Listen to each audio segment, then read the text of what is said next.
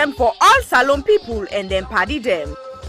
Sarah Gem Media will be bringing you a variety of programs ranging from documentaries to discussions, interviews, news, views, sports, and entertainment.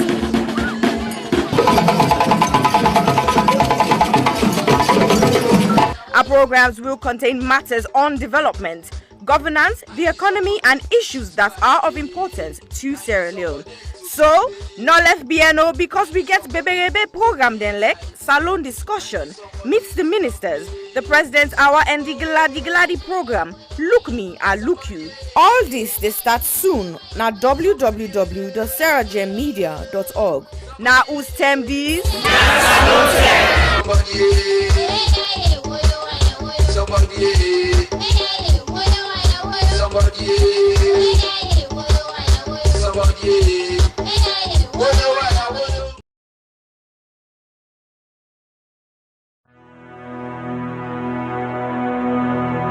The total population of Sierra Leone in 2019 was stated approximately at 7.8 million.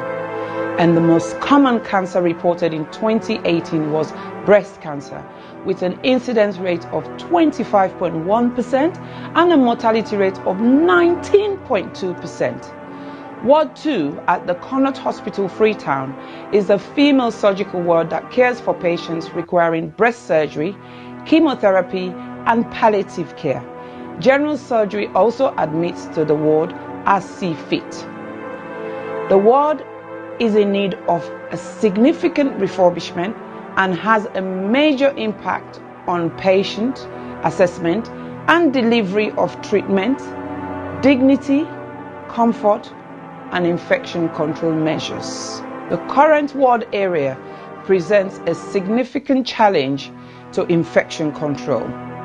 There is no fit-for-purpose or adequate personal hygiene facilities. The showers and sanitary areas are in poor condition and are difficult to clean. The flooring is deteriorated. Overall deco and fabric of the walls need repair and full decoration. Furniture, cupboards, and shelving require replacement. The sluice, known to be the dirty utility room, is in poor condition and needs replacing. Windows need to be replaced as current windows bring in draughts, dust, debris, mosquitoes, and rodents. There is no designated area to provide a day service for patients receiving chemotherapy. Medical supplies is desperately needed. Therefore, we need a total amount of £15,000, which is equivalent to 195 million leones, for this project. This project will focus on women diagnosed with breast cancer and other non-malignant breast abnormalities requiring one or more of the treatment modalities that are currently available. We will also set up a day unit for the administration of chemotherapy and provide training and development to ensure sustainability. Therefore, I am pleading to all individuals, organizations, and local businesses, and every Sierra Leonean and friends of Sierra Leone to make a meaningful contribution that will never go in vain. Ways to contribute will be seen at the end of this clip. I am Aissata Cissé Jallow of the Health Show Partnership Program. Remember, your health is your wealth.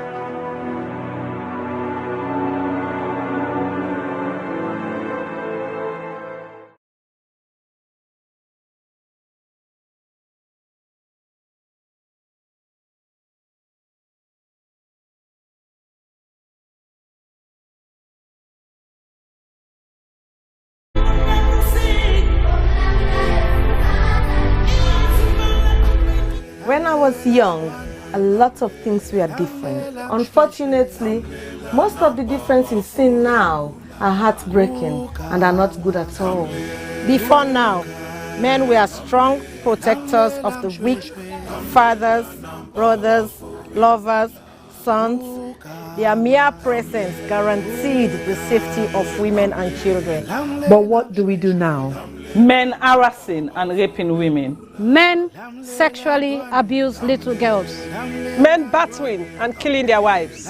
Any form of sexual assault, be it rape, sexual abuse, or pedophilia, is a killer to human self-esteem. Women should stop dying in silence. Speak now. The rapist should be stigmatized, not the victim. I think death sentence should be the consequence of such terrible act. And you mothers, build confidence in your children, put trust in them, listen to them when they make reports, and take necessary actions. Talking of mothers before now, women were virtuous. They were mothers, daughters, and sisters. Nurturing, counseling, supporting their men folks. But now, Women are trafficking female children for money. Women are forced to be silenced. All this must stop, and it must stop now. Real men do not abuse, rape, or molest women and children.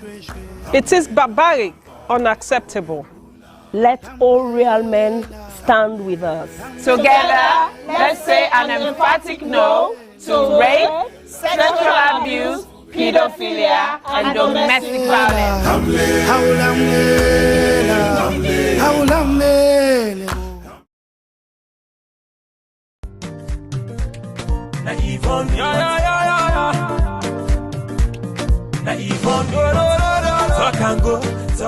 Nina Yvonne Akisoya, and 11th May 2021 make me 3 years we are on day in office. I say let I come and tell Freetonians them una boku boku tenki for way una elect me and una give me this mandate for serve una. But I not just want to tell una tenki for when I elect me, I want to tell una tenki for when I don't work with me and work with the councillors, work with the staff of Freetown City Council, work with so many stakeholders, including the central government, the international partners, the local partners. I want to tell una, the Freetonians, and thank you, but I want to tell all the other groups and the Boku Boku Tenki. Together, we embark on a journey for Transform Freetown, and in nobody not been say it go easy. We published the plan in January 2019, and then in January 2020, we published our first year report, and then in January 2021, we don't publish with 2-year report. Inside the reports and day, you go able for read in much more detail, waiting we don't achieve. But family them, I still I just share today some of the things that really make me heart gladdy pan this walk here. One thing we're really glad about, now the wastewater treatment plant where we don't build na King Tom. This is not the first time ever in the history of Salone for let we get the thing they will come on the toilet. Instead of it just gonna grow na King Tom, it actually go into a plant where they get for separate the solid from the liquid and get for treat them and waiting get for come out can go towards manure. It can now be safely, the liquid can now safely be disposed into the waterways. Another practical thing we are so glad for, now this urban farming project, we bring over 300, in fact we start with 300, now we add another 200 women them. We now at them backyard them and in community level, particularly in the deprived communities. And you can create this, where you give, the okra they come up, they will plant them. The women they do farming projects where go benefit them picking them, for get more nutritious food, but it go also help them for get small thing at the hand as they sell them in the market. And then their nursery school. Famble then go no say we've been done open the one at Congo Water Market for make vulnerable women them and their young picking it under the age of 5 get free quality preschool care. And now we dip and build the second one. We do refurbishment upstairs in the Cretan Road Market, and that facility will be open and available to women and men traders inside Cretan Road Market. Tricycles. Well, then tricycle and they not only then they help for keep we city clean, they also they create employment. We don't create so far over 1,200 jobs with young people then where they go and collect dirty na the streets. And now we get 90 more where they come on stream. So I'm so happy because it increased the capacity for collect dirty. At the same time, it increased the number of people them, young people that we get work. Let not talk and not talk about the transfer station when I did the dirty then they go. So we don't get 4 additional ones, including the one at Lumley, the one at Approved School, the one at Shell, and the one at Allentown. Bele Uman them. Then they all over the community. That journey for going to PCMH, it can challenge Boko of them. So with the work for upgrade, 5 of we PHUs them for make them be monk, side with side Bele Uman, the able for born. Freetown people them, Boku people that know say dog na challenge na this city. And so we don't start a program for sterilize, vaccinate the dogs them so that we go get control over dogs and we the ambog motaman, but we the ambog themselves. We go make we city healthier and it go reduce the risk for let people then get us sick with and call rabies. I don't share small about wait we don't do and over these 3 years, but I just touch the Tinem Boku. I go say anybody want for no more. Also go now with Facebook page. We get Freetown City Council Facebook page. We also get Yvonne Akisoya, Mayor of Freetown. You go able for follow we. Let we continue for work together with all we stakeholders for let collectively we transform Freetown. Una, thank you and God bless you. Na Yvonne, Na Yvonne, talk and go, talk and come.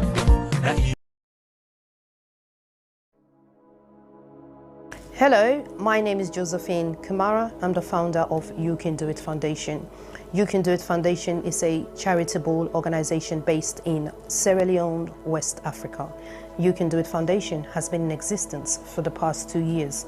We have been fighting gender-based violence against women and girls within the community. During the past 2 years, we have been offering psychosocial support, counseling, court fee, medical fee, including school items to the survivors of gender-based violence. However, during the lockdown of COVID-19, report received and confirmed that rape cases among a minor has increased tremendously within our community. Because of this, You Can Do It Foundation has secured the land to build an accommodation for the survivors of rape. However, this may almost become impossible without your generous support. We need your help to build this home for the survivors. Your help could be in cash or in kind. If you wish to join us to make a difference in a child's life, please go to our website, which is www.youcandoitcyf.org, or you can go to our GoFundMe page, which is Home of Hope for the survivors of gender-based, or you can contact us with the details at the end of this video. We thank you greatly for your generous support, and thank you once more for making a difference in a child's life.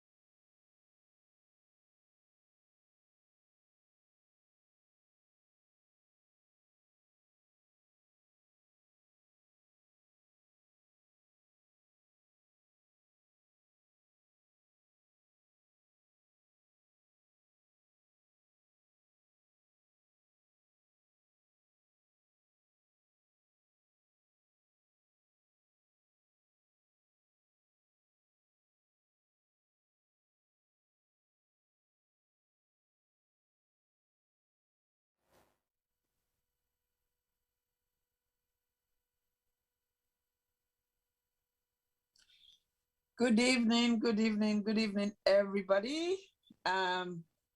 This is Isis Asise Jallo from the Health Show, live on Sierra Gem Media. And it's lovely to be back online after quite a number of weeks. I think a lot of you know why. And but today in a special program to reflect where I am and what's happening and what the current situation is. So today, at a day on the receiving end, the lovely Sierra Gem crew would lead, and then they would have a conversation. And you yourself, viewing, please don't hesitate to ask questions. Don't hesitate to comment, and it's an open discussion. Let's have it. Let's see what we can do. But before I start, I just want to say a big thank you to each and every one of you who have reached out either through phone calls, messages, prayers, you name it, following the loss of my lovely, amazing mother. Well, our amazing mother, because my mama born boku pikine. So, and it was quite an unexpected and sudden death. So actually today is 4 weeks, and it's still fresh, but we're taking one day at a time. So we tell you thank you for all the love and support. And, I feel truly blessed. So I just want to take this opportunity to thank all my fans, all the followers, all the supporters, all the goodwill people all over the world. I didn't realize I even knew people that lived in Thailand.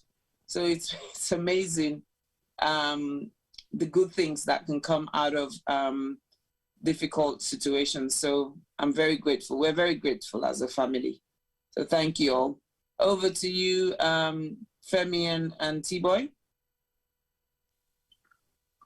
Hi, welcome everyone, and welcome to the Health Show. As I said, he don't say thank you to all the well-wishers them for the loss of their mom. We all mama. And I think he don't get enough of the condolences and messages that we don't meet an African for. In a few weeks we take an African. But he don't come back into London, and she's in a solitary confinement. But like we always say, there is always a good and bad thing losing someone. Is the fact that you're losing somebody that is very close to you, very emotionally attached to you, and also that person way you go ever forever miss in your entire life because of the kind of relationship where you don't get with this person, especially you, mama. So they extend condolences once more, and we say the family therefore accept and take heart, because that is part of living. Death is one of the essence of living. So basically, we believe to mama don't spend in life very well with all in picking the way he born, with all in picking the way he adopt, with all the family the way he gets around them. And he end life back in the same way how he starts in life, a day around in family, in one way he so dearly loved, they return back God taking life. So definitely we know for say God will continue for sorry for him for the sins that we don't commit in this world, and will continue for pray for him, for let God sorry for him. But as we say, there is always the good side. Now the fact say I have to don't go see plenty people and we not be expect see there around them. You don't go see and meet plenty people and we go and extend their condolences and respects to the family. You don't even realize say you get family the way they China, where they Hong Kong, where they Sri Lanka, where they basically all over the world. That's the amazing thing when somebody die and he gets so much attachment alongside them. So the death of him mama don't create a new environment for family way in Obinos for say they exist. That's not the one good thing. The other good thing are the fact say you don't see the reality to life, and instead now na mama, and they can't face the reality of living without a mother. It is very challenging. It is very hard to deal with. It is very difficult to accept, but that is part of life. And now they can't live the mama role, you can't leave the wife role, you can't leave the sister role, you can't then at the shoe now of everything where your mama be don't be. That's not the good side. Your responsibility has increased. So the workload on you has also increased. Your expenditure has also increased. Your lifestyle has also increased. Everything about you don't change from the day where you lost your mama. I know they jealous you, but that is one thing we can be very amazing for human beings. It shows the value of who you are. It shows the value of what you're going to be. And it shows the value of what your mother was to people around her. So you therefore be very happy for that. Because there are times when people die, that's the end of it. Nobody comes around, nobody shares that love, nobody shares that passion, nobody feels the loss. But in your case, it's totally different. And forever will ever remain for Mr. Mama Day, because not so just your mama, but now we all mama. And she was very emotionally attached to so many of the people in way they don't come across. But we will say kudos to you for the hard work where you go and make sure say you give you mama a befitting funeral. And we also they say thank you to you for where you extend the hands to everybody. We don't spend some time with your mama and make sure say they all feel welcome and be part of that send-off day. So your mama go in a very relaxed environment right now and not say everything that she worked for has been paid for with the kind of respect we want to give and honor. Even though these are challenging times, but yet still, we see the difference in the way the thing unfold. Thank you very much for that. And we appreciate the fact that you're back in the UK. You're back in the UK, up and running, safe. Your life still the blue song, but you are under quarantine. So when you decide for come with the health show for the first time after your return from Freetown, you decide for Colin from hotel quarantine. So now today, the experience where we want for make you can share with we and the world what it is, what's in italic, and how the process starts. Because when we had the news, Femi was the first person that called me. Femi, anything about the happen at Salon, me first in the country. Bad news. I can when I say, hey, Femi, don't start thinking, now what's happening now? You know, you don't say, I say what they say now.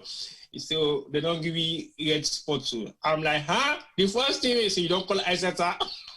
And that's it like I can call her. I start picking the phone. Isata! You don't hear the news? Now what happened? I don't know, all the phone for me so. What should I feel? I'm like, eh, my mother calling for making Palava. And they tell you, must say, if you're not ready for carry now, for you 1,750 pounds. You say, no, what about me no more? I said, okay, cool. So what's it in Talek, Isata, when you get them first phone calls and they coming from London for highlights to you say Salon don't go into red zone? It didn't mean anything to me because I did not go to Sierra Leone, not a holiday ago. My intuition led me to Sierra Leone, and God led me to Sierra Leone knowing what was going to happen. And I think you, for one, know first-hand experience, na kalo go ago, you know, and they say, oh, the mommy sikla go check on her, and you're like, really? I said, yeah, I'll just go check on her, let's see what they go on. You know, I said, maybe this go convince them if I go able to carry them, like I hang out small now, yeah. So, and then, of course, I got there the next day, she died. And and I had a process. I had things to do. I had a process to follow.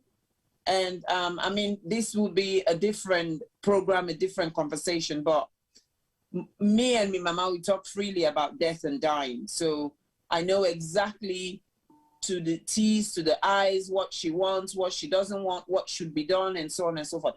So straight away, I had a process to follow. And unfortunately, well, for Sierra Leone, during that process, they then changed Sierra Leone to red from amber. But I wasn't surprised, to be honest with you. So that's why I wasn't really taken aback, because lots of calls came through. I said, you don't see? I'm like, yeah, I don't see. But, you know, but it's something I'd actually spoken about 3 days before.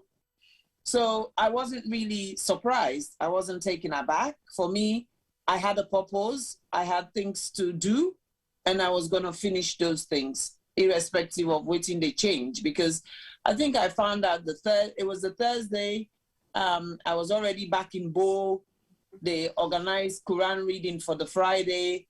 And then people were like, oh, you know, we change the date for like cancer today and for cancer today so that you go miss. I'm like, well, even if I change my date for cancer today, when am I going to take the COVID test?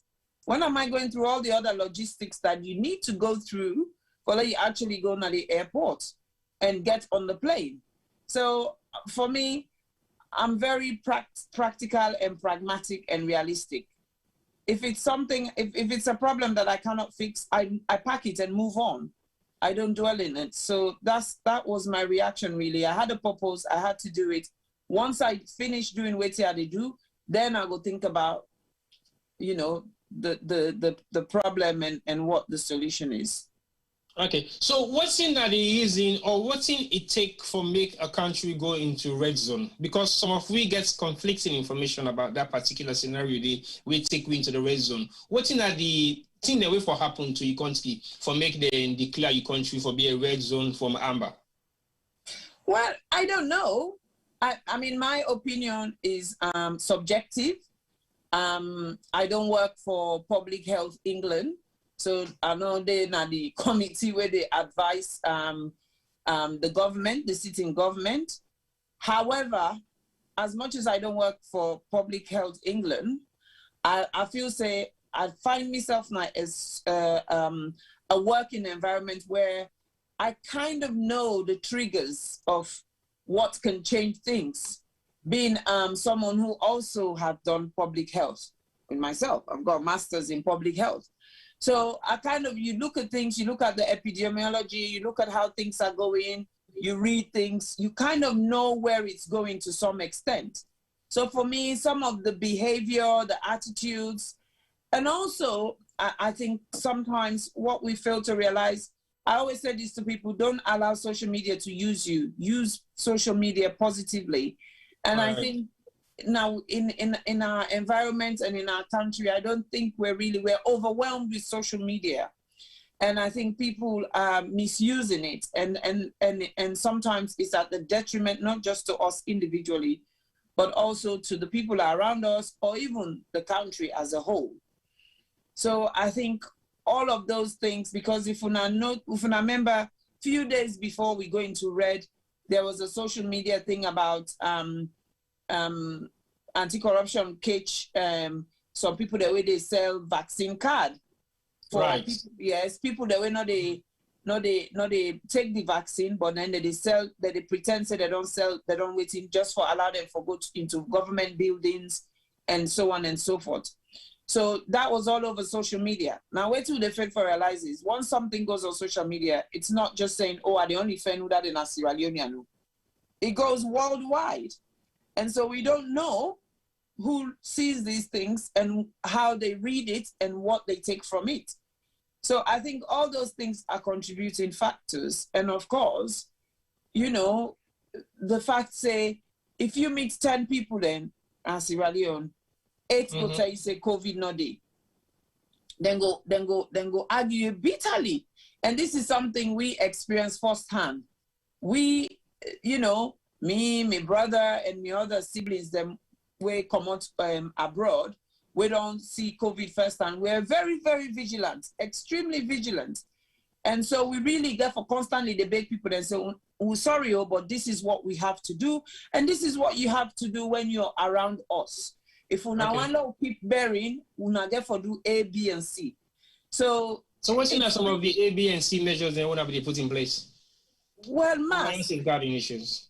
Mask, social distancing, hand washing. But the mask is not just about having them, because the mask, there's so many masks, you know, there's no shortage of masks, but it's about using it appropriately, you know. So it's about, most times you see people then get the mask na their neck, like na necktie, or then get it na their chin, like na bia, you know, or then get it under their nose. So, or you go see some man in mask, idoti, you know, say this, you don't get them for over how many days or so.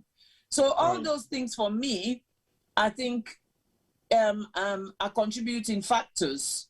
And of course, then the reports that came out as well, where she'll say, when we come back from, when the amber countries come back, when we do that 10 days quarantine, now we house them. That's you know, so they do 2 COVID tests. Okay, yeah. We they do a test on day 2. We they do a test on day 8.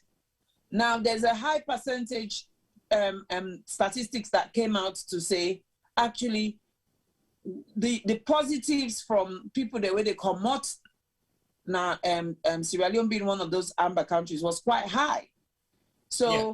I think those are all contributing factors. Like I say, that person not go quote me say now. So I know me not to Public Health England, me not to Boris in Aid, me not to Chris Whitty, but from me only the small sense what I get, and me only the book what I don't learn. I think say those are some of the contributing factors. You know, yeah, because we highlight some of those issues in the UK. Say the percentage of people coming from Sierra Leone back to the UK where they test positive for COVID be extremely high, and you know, say the community, you know, it not big or small enough for me to be able to know some of them cases, and because I would say majority of the workers that within our own reach are health practitioners. So basically, the names are very familiar. The results are very familiar, and the numbers are actually growing rapidly. So those are some of the factors, because we have highlight some of those factors anyway. But what are some of the challenges that you face now? Okay, what are the process leaving Sierra Leone as a red zone country for come into the UK? What are the process then where you go through? Because there is so many information about the process, what you need to do, whether you take tests, whose scan card you fulfill, whose scan certificate you forget certain things where they feel like airport. What were the process that you went through coming back to the UK from Sierra Leone now that we're in a red zone? Well, first of all, there's the main difference between an amber and a red zone is that as a red zone, as far as the UK is concerned, you have to be a resident or a national to come back into the country. Visitors are not allowed to travel from a red zone to come into the UK. That's the big difference. Now, as an amber, you can do that. But before, when you do that as an amber, you go quarantine. Now, them amber, when you come as a visitor, you got to go quarantine, you know. So that's not the home quarantine. They're not the home quarantine. No, that's the hotel quarantine. So okay, and you did pay that 1,750. Yes, so this one from amber zone because you're a visitor. Okay. Or you're a businessman or whatever. So this has been going on.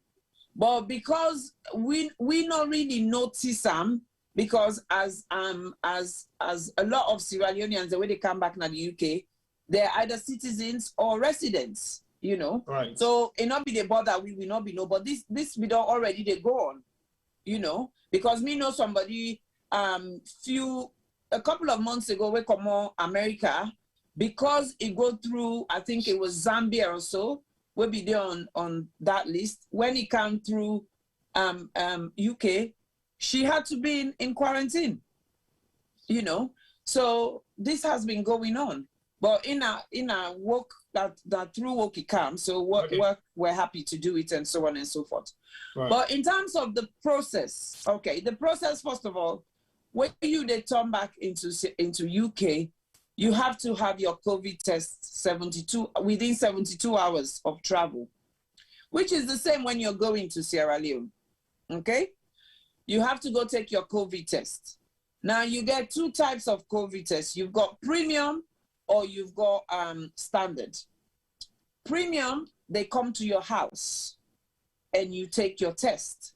And they take the result, they go with it, they process it, and then you get emailed and you get a text message to confirm. So you don't do your test, then give you an SO number and an SI number, and then you know, a day or so before you travel, or sometimes even on the morning, they email you your certificates. And then, so when you say premium and standard, is there a difference in prices? Yes. So the standard can you tell us the differences, please? So the standard is 500,000 leos. Okay. And the premium is 700,000 leos. Okay, so for 200,000 leos different, they come to your house and do the test, and then they report to you via text message or email and all that stuff. Yeah, so the standard, you actually go, you queue, you get your test done, and then they'll text you and email you. So the only difference is you sit at your house, somebody comes and does it. So how do you book that appointment? Do you book it online or do you book it in person so that they can come to your house and do the test? You go there, you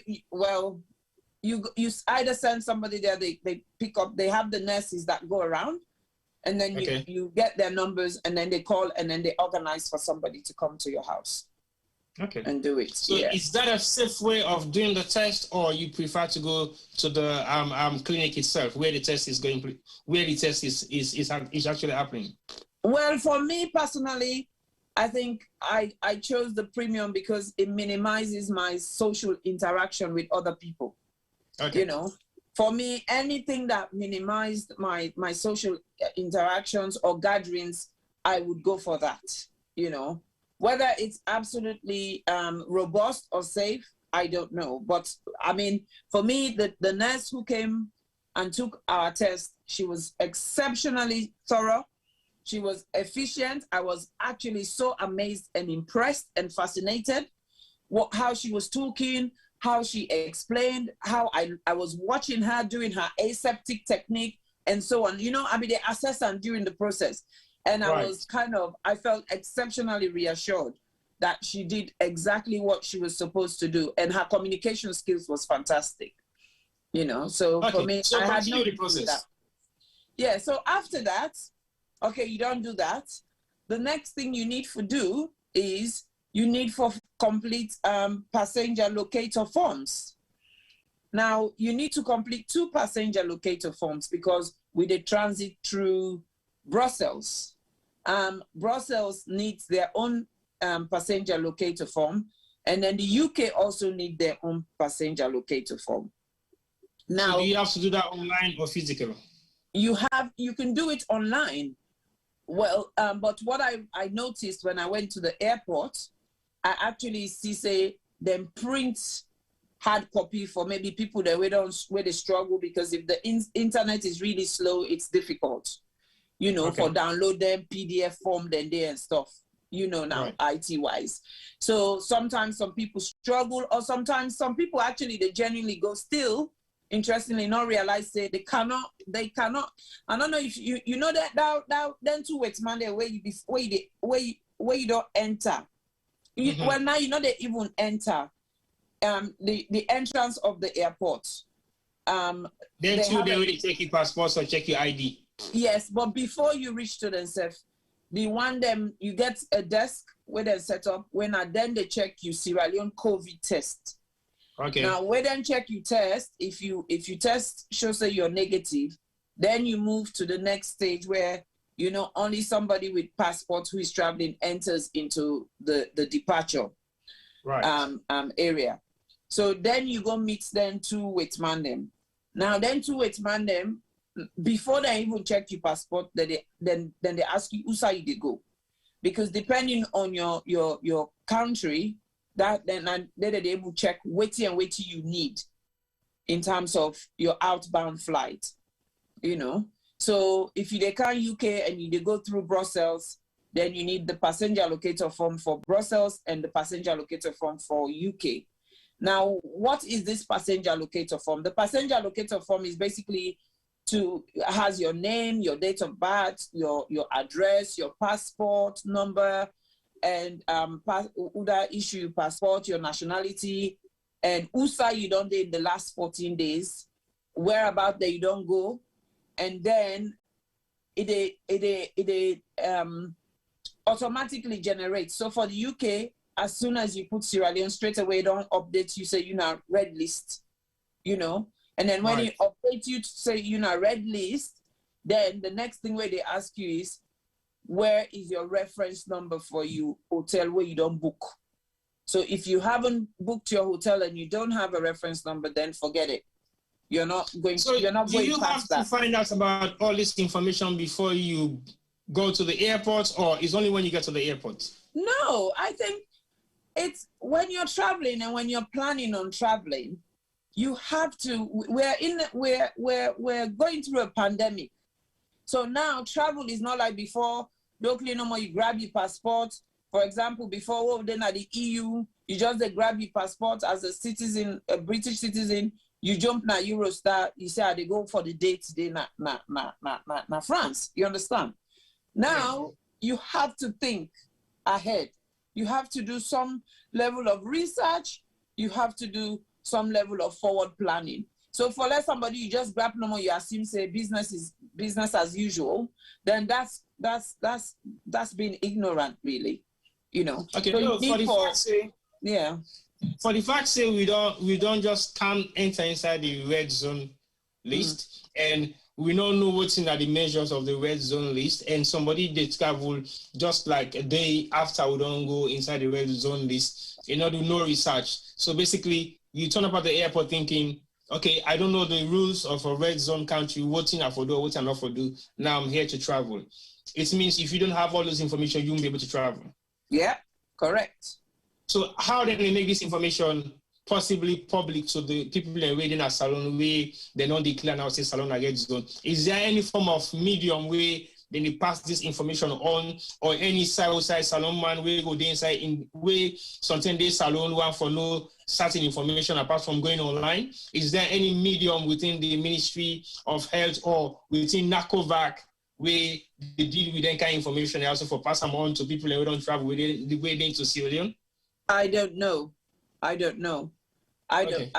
But what waiting me go say to people, there are two places them for go. You go on websites. I mean, everybody there on social media. If you can manage WhatsApp and do why can't you go? I mean, yes, there's a level of illiteracy, but you can also go to your airline. You know, if you go to your airline, then they're able to provide you with the information. I mean, for example, Brussels airline very good.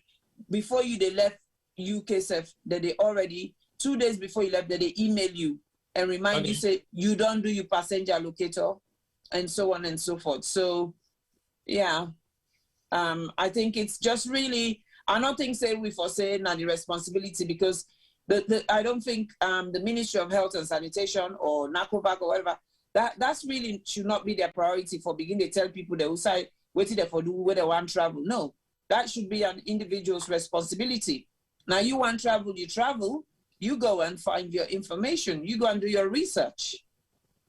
You know? Okay, that's fine. So after the process at the airport, what happens when you board the flight? What happens there at that point in time that you're coming back from a red zone country?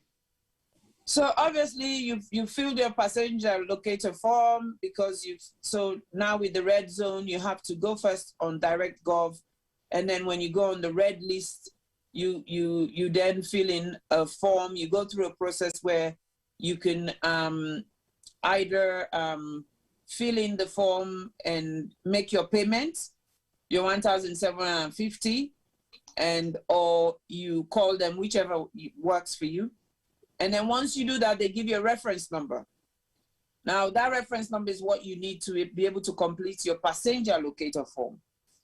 When you've completed your passenger locator form, so if you've got your passenger locator form for UK, your passenger locator form for Brussels, if that's where you're transiting, your COVID negative test, of course, your passport and the appropriate visa, and of course, your ticket, then bang, you're on flight. So is there any form of discrimination whilst you're on flights and routes to the UK? Are you being sat in an isolated environment in the plane, or is just normal random seats location? It depends on your seat you've booked. If you've pre-booked it, or when you check in at the airport, whatever they've allocated to you.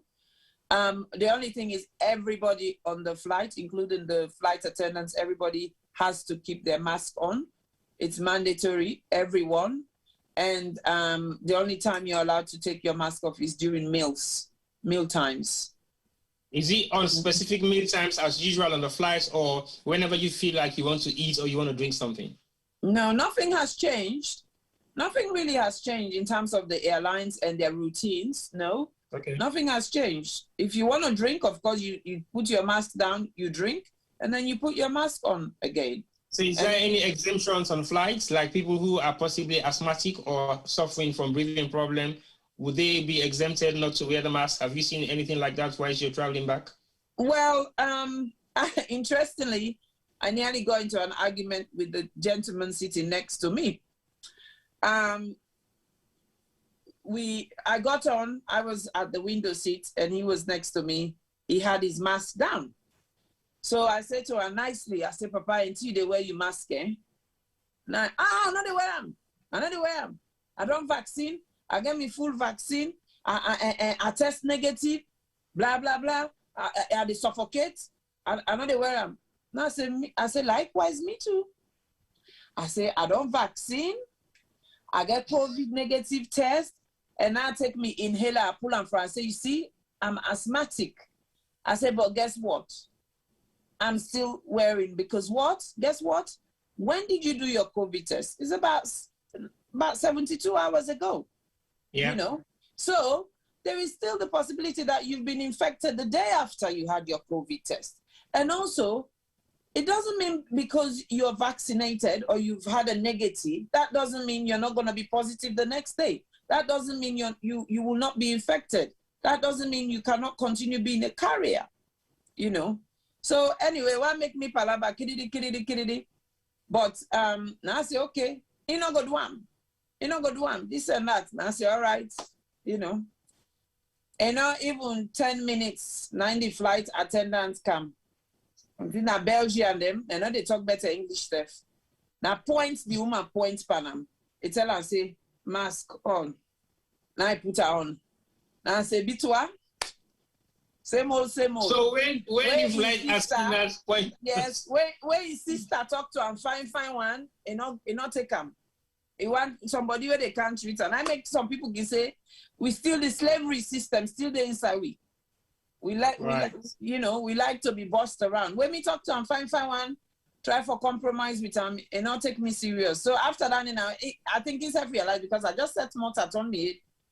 Himself can realize, say, oh my God, I've not behaved well. He try for talk to me, now me just ignore him. So when you get to the UK, I know you don't now reach now you safe zone, and then you unleash you. Well, I want to ask you one question. So you pay £1,750. You, who are you the house? Well, but you might not want to answer that, or you might answer it, or you can give any advice towards that, because we want to know exactly whether there was a small change with F and we decide for self anyway, because I don't know we getting gas for you for I had a document paying you can't spend money back again, you can't pay wait for us, or perhaps go to Ghana or you go Gambia for 10 days, they can fly back, come into London, where you not go pay that money there. Well, so for me, to be honest, you see this life, you don't put value on money for everything, you know. Money, yes, it's a lot of money. I'm not sitting here and let anybody say, oh, this is arrogance. If you say I want to get money, this and that and that. £1,750 will take me Ward 2 at Connaught Hospital Cancer Project a very long way.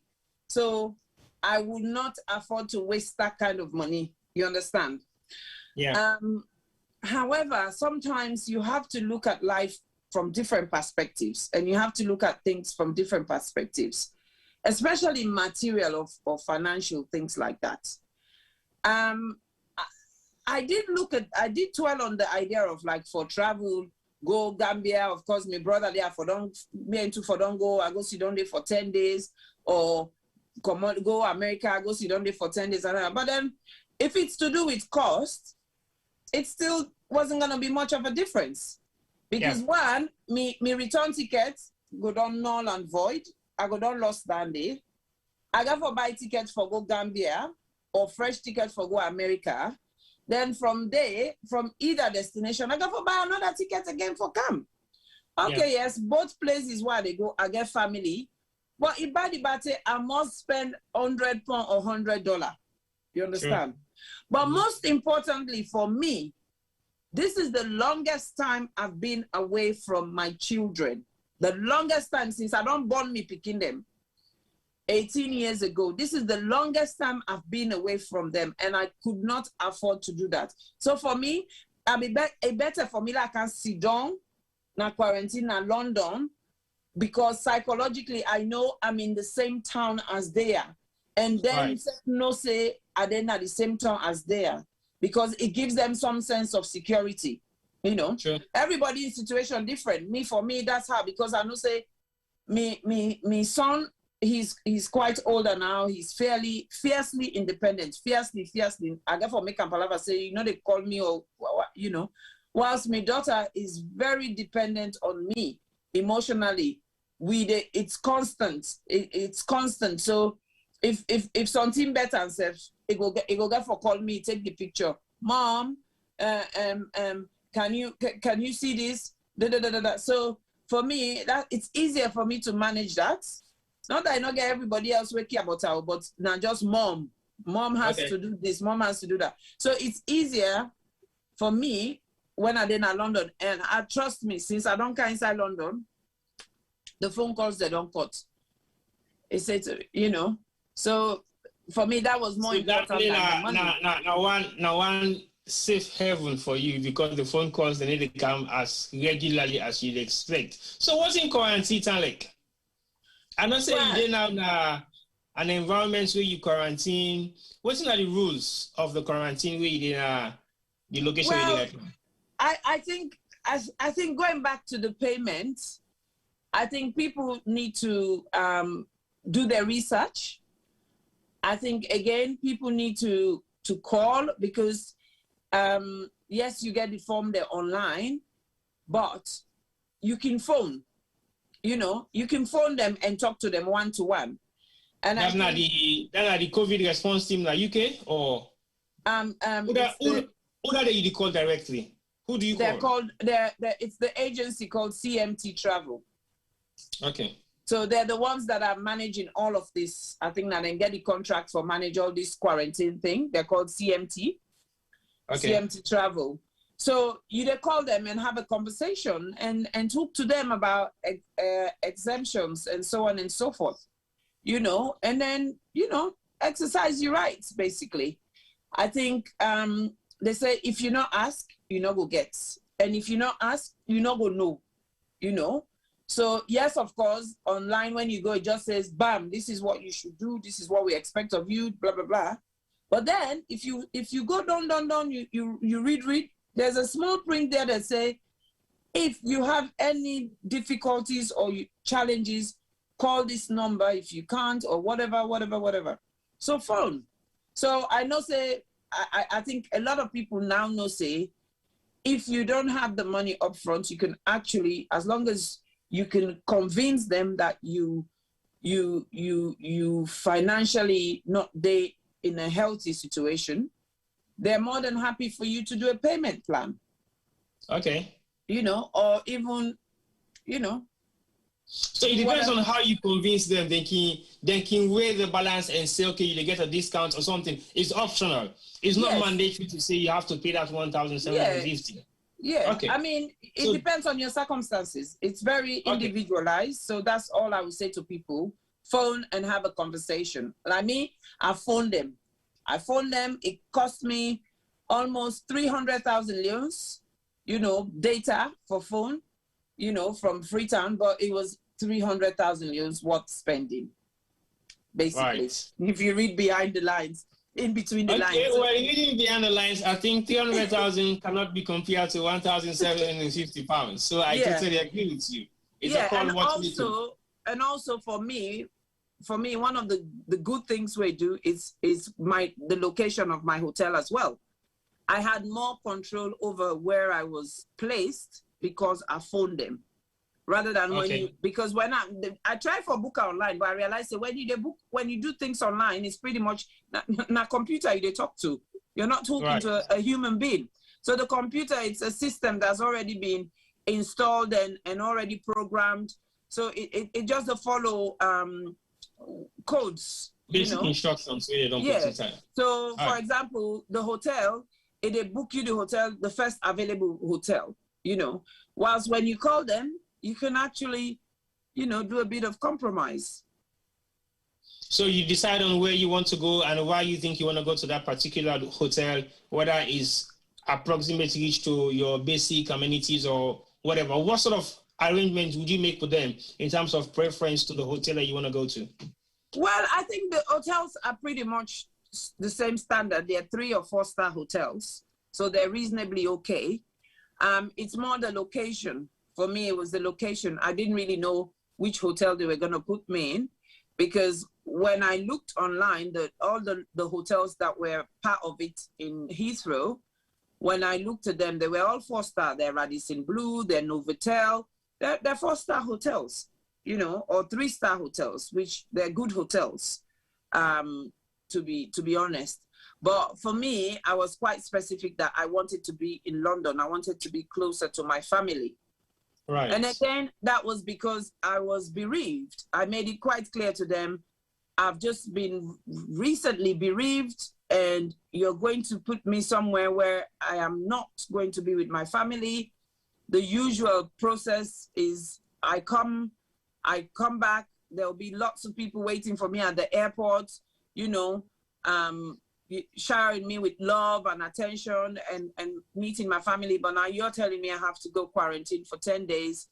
And so I need to be able to cope with that psychologically. And one of the ways I can cope with that psychologically is that feeling that I am not far away. Okay. So what are the rules of quarantine? Sorry? What are the rules of quarantine? Well, the rules of quarantine is basically you self-isolate. You stay in your own little corner and try not to mingle with others. That's the rule, basically. And so I'm in this hotel where there's about 700 rooms. And I think they're all full. If not, probably 70% is full. And everybody's in their room. And when you come out, they're not really encouraging people to mingle, So for example, this hotel where I am is 4 star. So they've got swimming pool, they've got a gym, they've got lots of facilities, but it's all closed. I was just going to ask you, tell me if you've been using the gym and swimming pool. No, it's all closed because they don't want people to mix. Because the thing is, you go mix with somebody, no say, in get COVID. Or in so do you have, do you have time out to come out of the hotel room and then walk around the hotel foyer or the hotel reception or the hotel garden or the hotel outside area? Yeah. Okay. Yeah. Are you allowed visitors? No. So you're not allowed visitors, but you're allowed delivery, which I've been making use of. So when you say you're not allowed visitors, but you're allowed delivery, how far within the hotel proximity are you allowed to go beyond? How far? Is it just within the hotel framework itself, or if the hotel have a compound, you're just within that compound? Are you allowed to step out of the hotel and come back in? No. You're not allowed to step out of the hotel.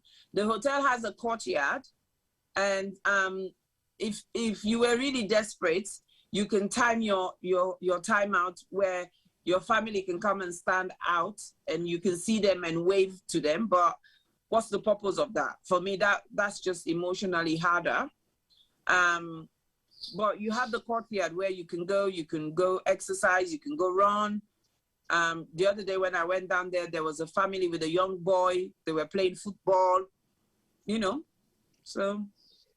Okay, so how do you cope with the food? How do you order your food? What sort of food do you order? Because I saw some of your pictures online and it looks scary to me because they are like a whole heap of a shopping spree of food stuff. Well, what sort of food do you order? Because somebody's asking, how do you get your fufu to be delivered to you? Well, my fufu got delivered by Uber. So from where? From my family. Ah, so your family put you fufu na Uber, then go deliver to you? Yes.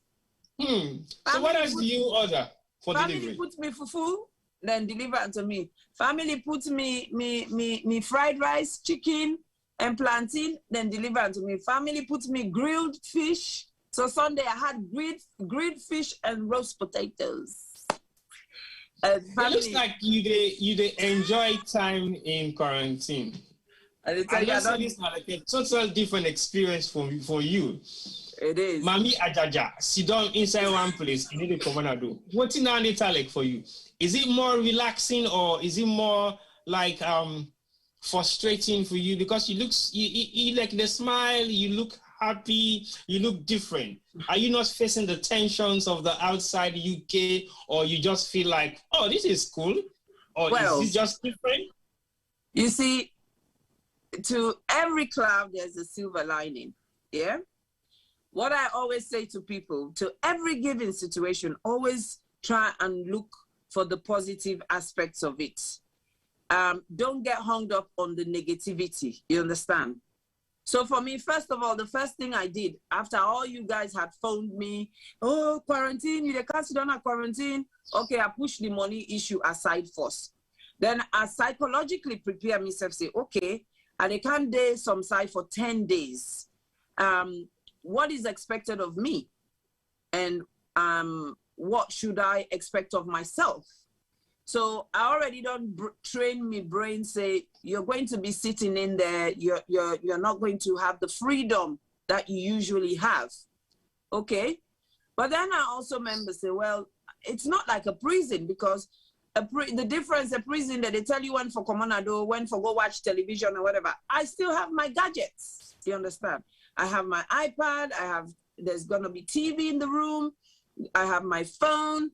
And so, you know, for me, it was like, okay, so how do I utilize what I have to keep the time? But the silver lining for me, just like you said, Mina Mami Ajaja. People who know me, everybody who knows me knows Mina non-stopper. I'm constantly out and about. You know, I'm constantly out and about. But what people don't know is actually when I'm not constantly out and about, Mina somebody will let me room bad. I think you self know that when you call me host, where you act, I'm never downstairs. I'm in my bedroom. I love my bed. I love my bedroom. So first of all, so that will not be an issue. But also, I have not been able to master the skill of taking time out for myself. Right. I mean, since the pandemic, I've been rolling on. I've literally, for the last 18 months, I don't take 3 consecutive days off from work or whatever. So I've been kind of just constantly on the go. So for me, this now a way where Papa God tell me, say, I said to stop Bafos, let you rest. You understand? Because to be quite honest with you, when I rang and the day where I reached Naya, if I wanted to leave that same day here, I would have left. A, because of me job what they do. B, because of me situation in terms of me bereavement. Right. I would have swinged it out, you know. But I said to myself, stop and think. This is the way God they tell you, so you have to stop. Because I am so blessed and privileged that if I be rich now, me will start Thursday day, Friday morning, now people then before wake me, you know, and it would have been non-stop, which I'm not saying is wrong, but then it wouldn't have really given me the opportunity to step back and reflect on waiting don't happen. You understand? It's been a roller coaster. Right. You know, 1 minute, I talk to my mommy, I tell her, I say, go to the hospital, I not like the way they cough, and they tell me, say, oh no, I'm okay, I don't better self. In fact, I not be feel better the weekend, but now I don't better. I make a small palaver. He tell me, say, no, they go no side past the Wednesday. The Tuesday, I call him. They tell me, say, oh, me picking. I end up in a hospital. So I was like, right. And then 2 days later, the doctor, they tell me, say, well, they're better now with the discharge. And then they say, okay, no, keep him black. Make I can use this opportunity for take him out a bit. Then the next thing, she's dying. And she died, And then the next thing is about, oh, we got for Russia and go back Freetown, because that was the day where the government, the president, they give a speech on the rules. For lockdown system. Yeah, that was, and then there was rumors that he was gonna do the same like before, block inter-district travel. So we literally had to be on the move. And since then, it hadn't stopped for me. It hadn't stopped. The whole family, friends, everybody was in shock, was in awe. What's happened? Auntie Nyama not sick.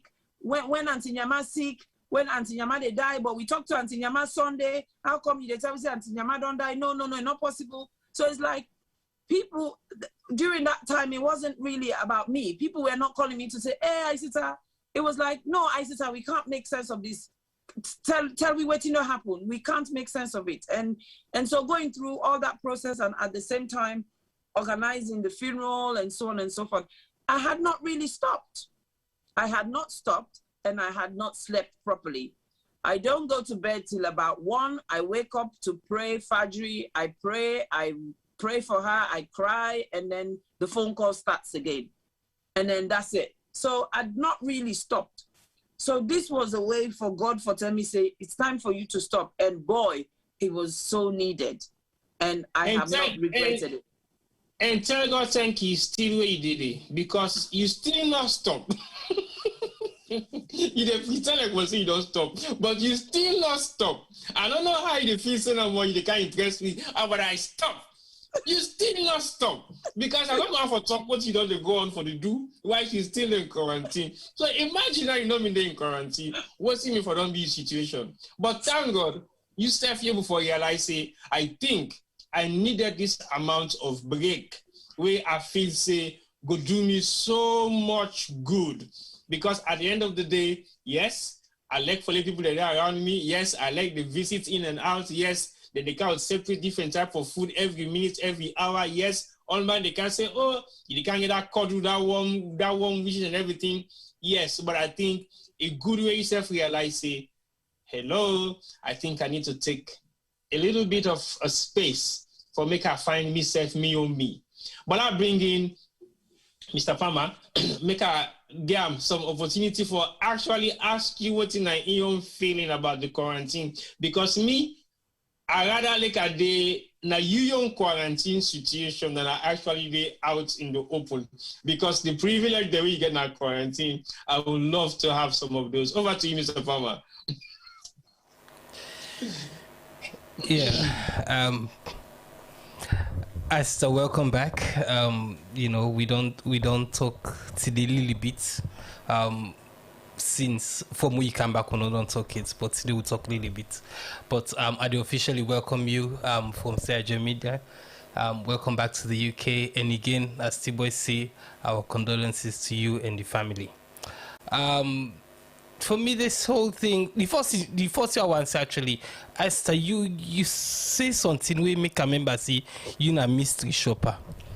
Sometimes them put you na that host day for make you go check waiting upon us been they do. I should say the girl in the tremble. If you not be know that you be, if you be know, I should say be the tremble inside this. So because I can imagine, it's me and T-Boy, we can watch film them, and me Paddy Greg, we can watch film them, and literally we don't pay attention to the film.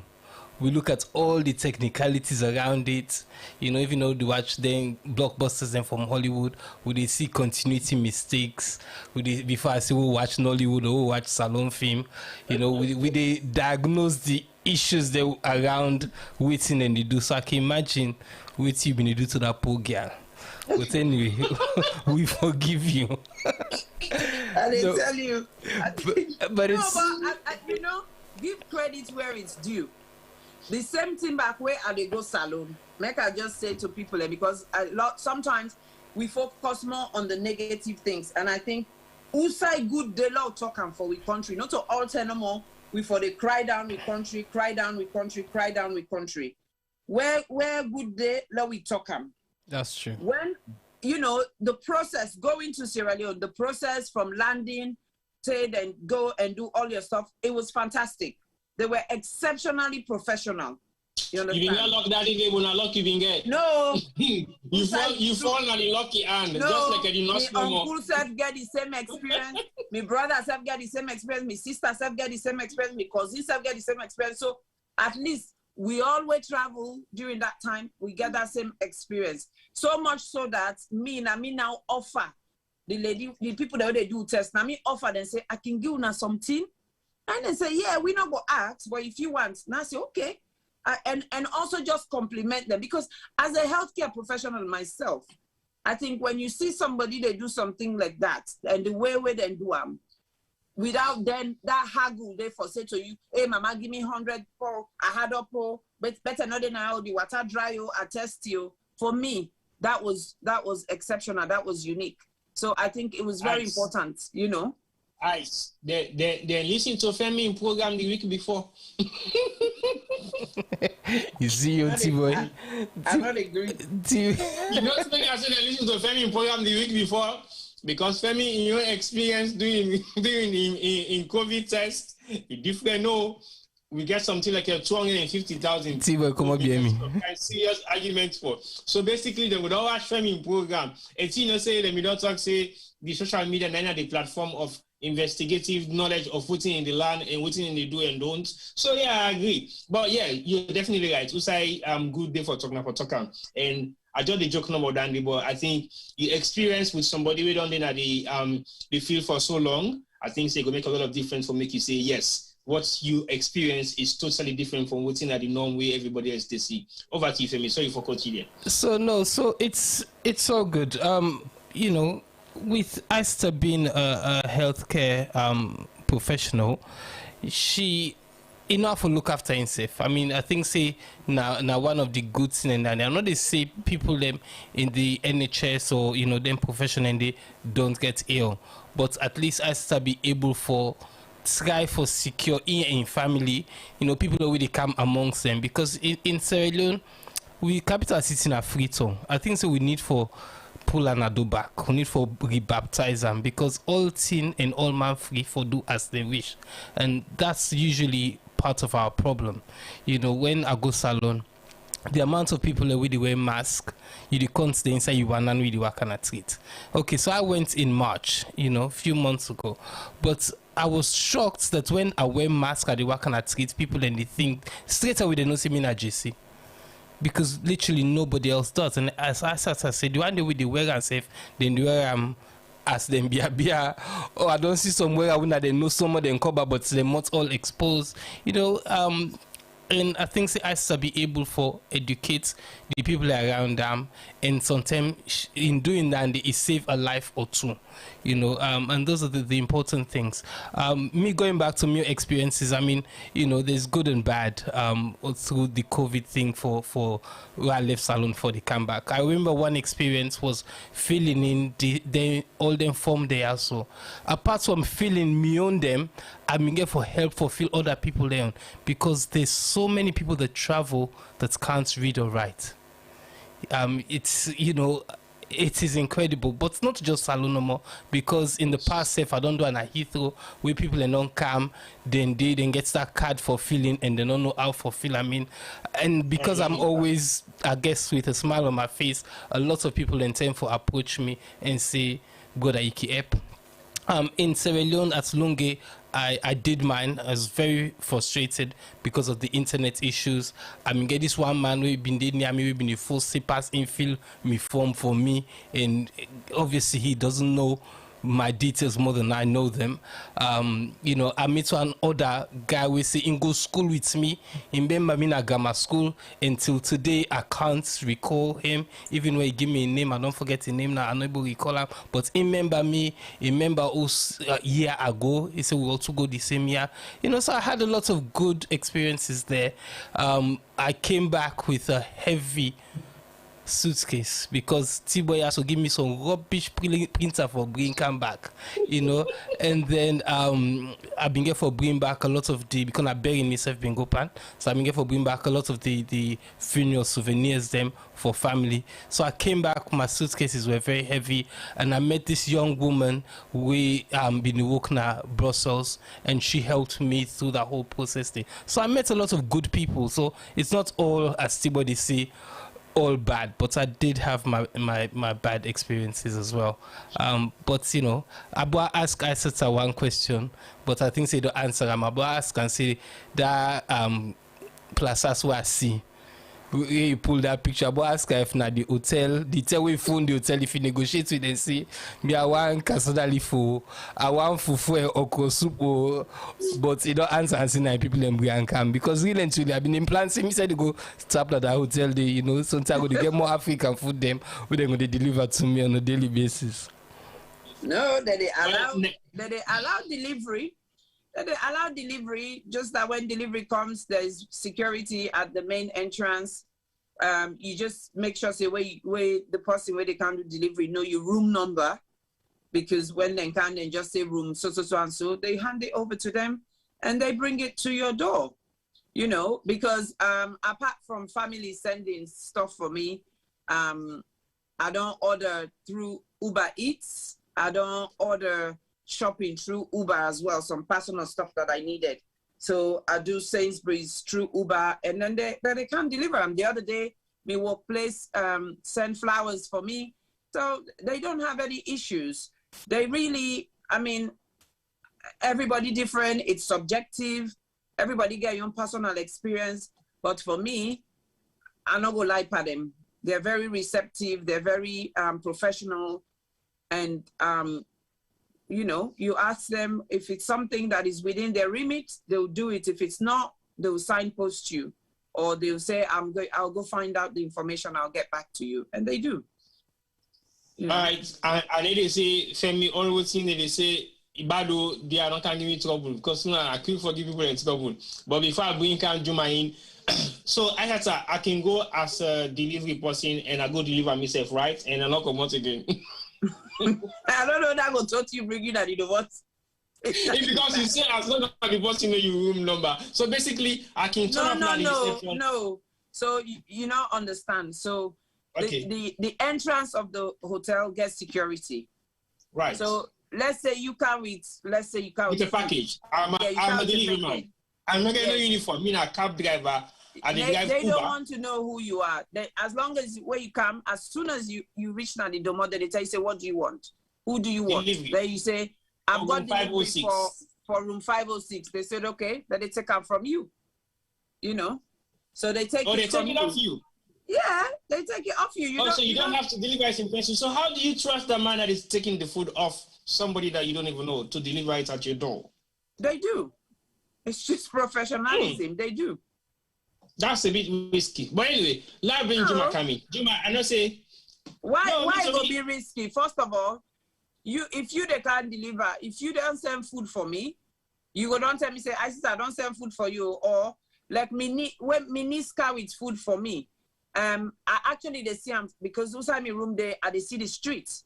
So actually they see them from the street, but you know they see me. So say Iwaka na me direct outside for go. They go drop the food. So then 5 minutes later, there was a knock on my door. So I know say I don't get me food.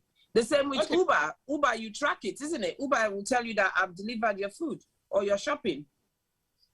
Okay, well that's fine. I just want for being pessimistic. Well, I just want for B because at the end of the day, everybody else gets a different opinion to what they think of. Because there are some people that will be very concerned about handing over their food to a security guard where they go left and to the night room. Again, we don't know. Anything can happen, but we just want for play the devil's advocate and bring out the abnormals and the normals. But what Just purpose is it gonna serve that security guy to do anything to your food or your package? Your package a lot. We don't even know. No. Well, if somebody they transport food, obviously they got to put her in a safe container, okay? For example, whether they deliver me fufu, then they wrap them in a cling film. Then wrap the bowl again in a cling film. Then they put on a plastic. Then they put on another bag. Then they write saying so. The same with the delivery, the Uber delivery. The other day when I ordered Chinese, it comes all sealed and clipped. So Femi mean they come off from Freetown camp, even get kenda, beni, kanya pepper, cassava leaf, in suitcase. And then the guy ask and say, if you travel with anything way illegal. Now the Femi say, I don't know, pass you open me bag and check me kaya pepper and me kenda and me maggi. But the guy insists, and in this way open the bag, what's he go see? You're not supposed to share. It's sneaked. Because he got mistake open the car paper bag because he's not sure of what's inside the bag. So basically, that man will be curious and say, what is this food? Oh, African food. Maybe it's somebody that... See, but you get for sign for Lentia soon. Okay, Femi, you want to say something? Juma, babe, look, give Femi chance. Femi wants to say something before you come in, please. I say you get for sign for Lentia soon. Because me, I don't know this kind of lie story you carry too. There I go. No, but yeah, and you know, you remind me again when I reach Heathrow, I mean, gets a lot of challenges, and then they literally, I not able to believe because it's a while ago. Obviously, the rule was you're not supposed to travel. So when I reach, I don't go through immigration. I was fine. I don't come on a do. I reach customs now. I meet one guy I think they don't something they don't promote and the morning before. So I mean Ibo can pull in frustration in promotion pan. And you know, he asked me all kind of question, he turned me suitcase upside down. But anybody who know me knows I refuse for travel with food them. Because that experience with T-Boy talk just now, I don't go through not this trip, but years and years and years back, which anytime they travel with me, mama, they give me all kind of thing them for car with fish, you name it. And when you can at the inside of the world, there's the Boko question there. And me, I not be explain within a Benicid.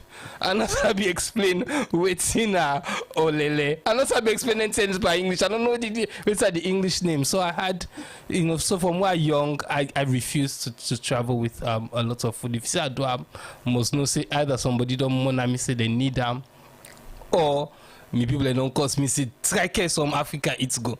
But I can say to them, you know, in London, all thing they for sale. If you say me say go pick them, that's not the way I want to, I'm not going to get. So you know it's all good. But T-Boy left them story there soon. See, and they talk fact, you say that story. Okay, Joma. I'm not saying you don't listen to the conversation with Isata in quarantine, hotel quarantine. But you know, tell me who's at the hotel, you just say no more 4-star. But we they keep down the secret because we normally then go hijack and because right now the amount of food stuff we get now in hotel suites, I bet it's not to quarantine if you wonder. We they check you wait where you don't go in, or get for check you wait where you come out. They don't give you routine exercise where for they do before that they sketch you to me. You don't see the exercise. Over to you, Juma. Thank you so much, T-Boy and Isata. Welcome back, and my sympathy for the loss. And at least we're glad you see the smile. When they say underneath that smile, there is still, you know, that loss, that grief there inside. But you look handle and well. And let's start with for say, myself, I was jealous, upset that you had the privilege to stay in hotel quarantine with all that food stuff was seen at the table. I was like, I said I even put food, say, it take the iPad, it cuts less out food. That was what I saw. I was like, the iPad went for them before. He puts them there, he cooks the food with the iPad with food. That's so it gains. I was like, wow. They not do not post the fufu, they would the soup. Then I saw, I don't know, it gets 10 stickers there, 10 knives, 58 spoons. I start to wonder, is she alone in that room? It gets people away they share with. Is it a shared accommodation? Or so they cannot take one can and say, okay, we quarantine as family and stuff like that. Okay. So that caught my attention. But again, we don't hear you journey from traveling and all that. For me, this shows a few things here.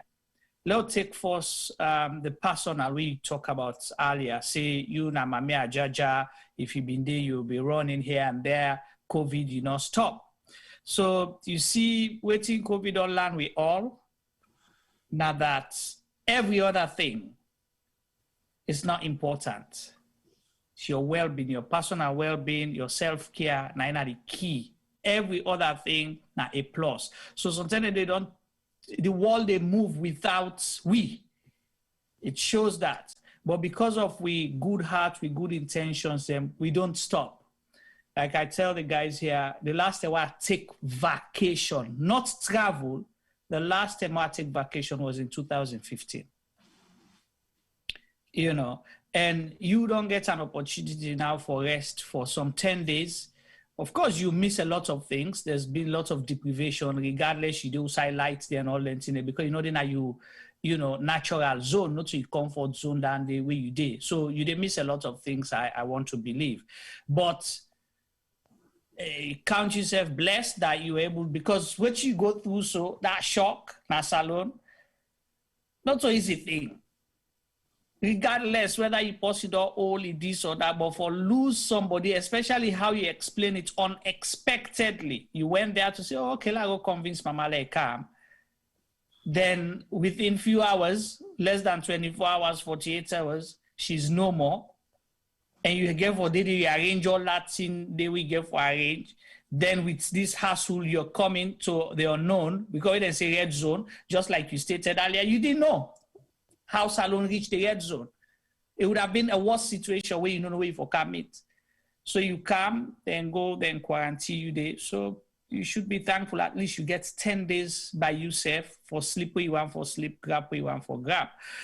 But few more other things that we may take from your message here. And this is for all of us as Sierra Leoneans. We feel entitled.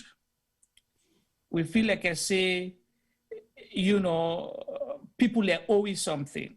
Traveling is your personal responsibility. You make a choice to travel, you have to take responsibility for check your travel time, be on top for check information day in and day out, because things change in the twinkle of an eye. You know, I've been a victim where then change my flight ticket. I feel say that the next day I travel, beyond that same day, they go rush, pack. I missed my flight. It cost me $2,100, $2,100, you know. So, but you get for check. And again, the Bush radio, the information is all out there. Isata don't narrate to we how she had to make phone calls. Then phone calls, then they clarify a lot of things. It make a lot of things easier for them where it gets now in final destination and able for prepare better. Isata's situation and Yuyon's situation different. She said it here that individualized in as much as you get the general rules, but everybody's situation different. You may have bought your ticket from a third-party airline or agency. You know, buy directly from the airline. Again, your own rules there. The ticket on void. You come in, then sometimes you need a transit visa. I know mean say where Isata get them so easy. It come. Yeah, to some extent, means that it will be smooth for everybody. Or if you think Isata gets and difficult, means it will be difficult for you. So my point is, go out there, find the information.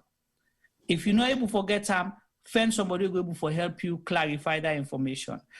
Agree with T-Boy and Femi on few things that, you know, there's a plus and minus in this whole thing. Let's say, you are okay, Isata. Let's look at the extreme. For somebody who come, then quarantine and you know gets backup, disposable income, you know get somebody where you go order food from or able for order from Uber and come. So that person is stuck. It will be challenging for that person, you know. Possibly your job is understanding, wherein then say, okay, you did quarantine, they respect that. So again, it comes to the other thing. Try for be, what should I say? I'm not accusing anybody, but when you're traveling, try for be as honest as possible with your workplace. Because if you had said something, you say they go Turkey, then you end up, you go salon, you go get stuck in a salon, then you say you never go back, they tell you, you say not quarantine because you come on salon, you lose your job, you lose your life. A lot of things will happen. So this is a lesson for all of us, but thank you for sharing that story. And I'll hand over you back to T-Boy. Can I say something? Yeah, sure, definitely. Go on. I think regarding the food, I think me just get that extra food because, people wanted to spoil me. People around me wanted to feel like they're doing something, And so it's like, oh, wait till you want to eat. I'm like, hungry for it, fufu. Or wait till you understand. But the actual hotel itself, now that make you see food too boku. The actual hotel itself gives you food sufficiently, more than sufficiently. Actually, now every other day I turn away my breakfast because I'm not even done the breakfast the day before. That's how much food. When you talk about all those cutleries, because you're in quarantine and they're not supposed to remove anything from your room, so whatever you request that they give you. So they want to make sure you get enough spoons, enough cutlery, enough crockery, enough water, enough everything. You get enough. Like yesterday, me called them. I say I want to change my bed linen. They make sure they send me fresh new bed linen, towels, and all of that. I just pull all thing back, put on a plastic, push on a dough, and they're fine with that. So there's enough sufficient food, and there's a variety of food. So it's not like you only restricted to one type of food. It's a menu, just like you come to any other hotel. No, not get cassava. It's not any kind of food we say. But one question, Go on. Yeah, Aissata, there was something we were discussing here, and that is very important because we are looking at the amounts where they put people for pay.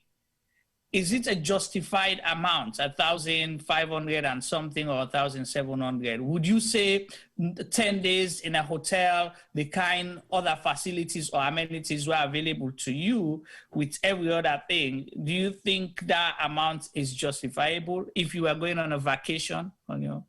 I would say 100% yes. I mean, I'm a traveler. Like the first thing my daughter asked me was, say, where if I not say at the quarantine and where say I reach, the first thing, because that's a game we can play. They asked me, say, show me the bathroom. What does the room look like? We always can score hotels. So when he's here, it's like, oh, this is nice. Just before I travel, me and my daughter, we stay one night in a hotel. Now that hotel cost me £118 for the night. And that included breakfast. Yeah, but that was only breakfast. So if you times that by 10, 118, that's £1,180, not so. And that's excluding your lunch and your dinner. Now in this hotel, I know it's different where you pay this money for go enjoy yourself because you get that freedom there. And usually in a hotel like this, you go get the gym, you get access to the gym, to the pool, and the bar and so on and so forth, which you don't have. However, when you quantify and compare what they use and waiting the money they for, I think it works out because that is just you in your room. So in the room, like the day where I come, the room, then bring you brand new, everything to do with tea, for make tea, coffee, brand new. So you get one whole, usually when you go to a hotel, then you put things inside small sachet them. Yeah. They didn't do that. So they gave you a whole pot of coffee, a whole packet of tea bag, a whole me ask for hot chocolate the next day, then go bring one whole tin hot chocolate for me. You know, bottles of water every day that they can't supply water, then get sparkling water, then get still water, then get flavored water, where they give you five fruits a day, you know, and your vegetables. So it's really snacks, you know, it's really, when you quantify them, it's really, and that you know, they're not even pull yet the security, the amount of security where they, you know, the services and so on and so forth. So I think for me, it's reasonable. It's just the fact that now money where you pay not because you want for pay and not a holiday you go. Right. But you know, because like my room, I'm now sitting in a couch, so I get a lounge, you know. Then they enjoy you. Then I get Go on, finish up. Then I get a working station, you know, a desk, a table, and me kettle, and so on and so forth. So it's not like I'm constantly on the bed or in the bed, and I not get no side for go past now the bed and squeeze. No, it's quite spacious. A big pass me your room self where I get. All right. Well, I just want to say thank you for that, but I just want to also emphasize the kind of person you be in terms of, imagine, you have all those facilities, you still they do Sainsbury order. What do you buy that Sainsbury where you for actually order? It's the personal stuff where you are not personal. This trouble now, fam. It's just no one for sit down, full in hand, full in food, and not do nothing. It go find every reason for do something. So I really want to see how you go quarantine without your iPad. Something that give you access to the outside world, because I will not be able to survive in that environment. Well, that is why I said, if you be listening to me, first statement is, once you program your mind mentally and you know, say, I get so much facilities, and I make for me where people that they say, oh, it's a prison. It's not a prison. Because now prison, you not get the luxury of these things just like that. You understand? Yeah. But even with me iPad, to be honest, the only thing what I don't do with my iPad is watch Netflix, you know, catch up on things that one another usually do, you know. And then, of course, this week, I've been working. You know, I just wanted to ask that whether you don't begin transition to work. I worked.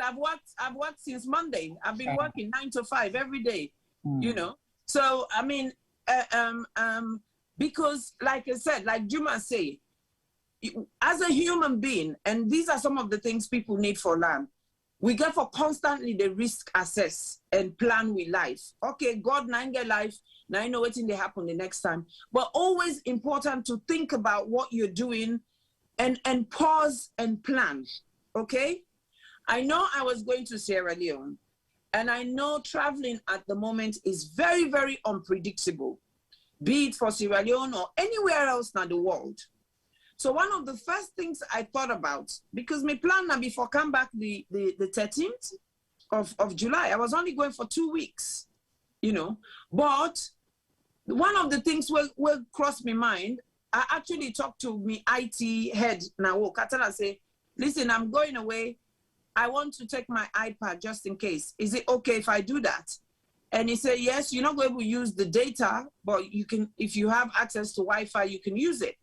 So I said, okay, I just no want make a take and make it can, when you check it, you realize, say, I don't care and go out of the country, like I get into unnecessary trouble, you know. But so I take them. And I didn't take it because I wanted to go work. But again, I take and say, well, in case anything happened, I have access to work. And thank God I did that. So even from there, where every week, as soon as me director find out, said me mama don't die, it was literally every week, twice a week, he go check on me. It wasn't about harassing me. They say, oh, no, it was like, I'm checking on you. I'm checking on you. And then me constantly, they tell I say, oh, no, don't worry. I'll be working from the quarantine. And he was like, no, that's not what I am checking on you. Because again, in terms of my credibility, my integrity, my performance at work, it's exceptional. So, you know exactly what to expect of me. So, say to the point that it actually even offers, say, do you want us to pay for you for when I tell them the amount for the quarantine? It's like, do you want us to pay? I'm like, no, don't worry, I'll sort it out, you know. So that's how far and waiting stuff. But it's very, very important. I know some people, that's just their life. They live free lifestyle in the sense they carefree. They don't think about what's next or what could happen. But me, that's how I live my life. I live my life in anticipation, because for me, my principle is always expect the unexpected. And when it does, it doesn't take you by surprise. And always have a plan B.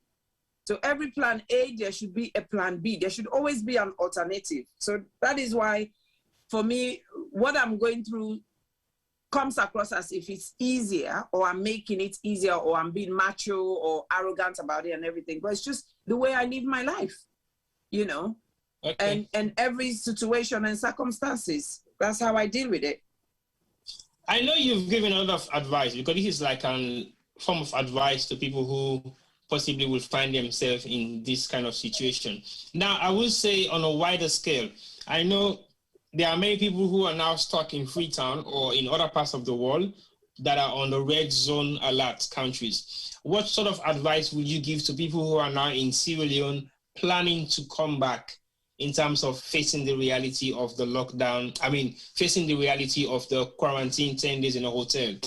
Even though, yes, there are measures that they can go through in terms of making the payments or how they can settle it out. What sort of advice will you give as from your own experience, taking not what you do into consideration, but from a wider perspective of what you expect people might be thinking coming back into the UK from Sierra Leone? Well, as I would say, the first thing first is people need to not listen to all the noises. They say if you listen to the voices of the market, you won't buy or sell what you want.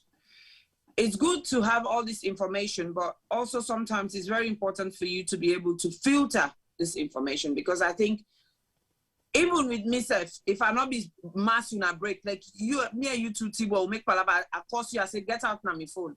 I was, you know, because of that concern, everybody was like phoning, you change your flight, you get what change your flight, I'm like, no, why should I? What is it? So it's about keeping that open mind as to what to expect. And the other thing where I go advise people is when you come, try not to be apprehensive, because first thing first, it's a rule. We have to follow rules. And I know say also we come out, we get back way for dodge rules. But also we can't find myself.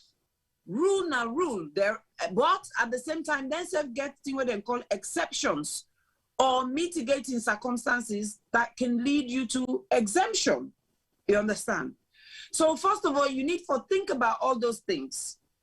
What for me, like I say, I call them. I say to them, this is my situation.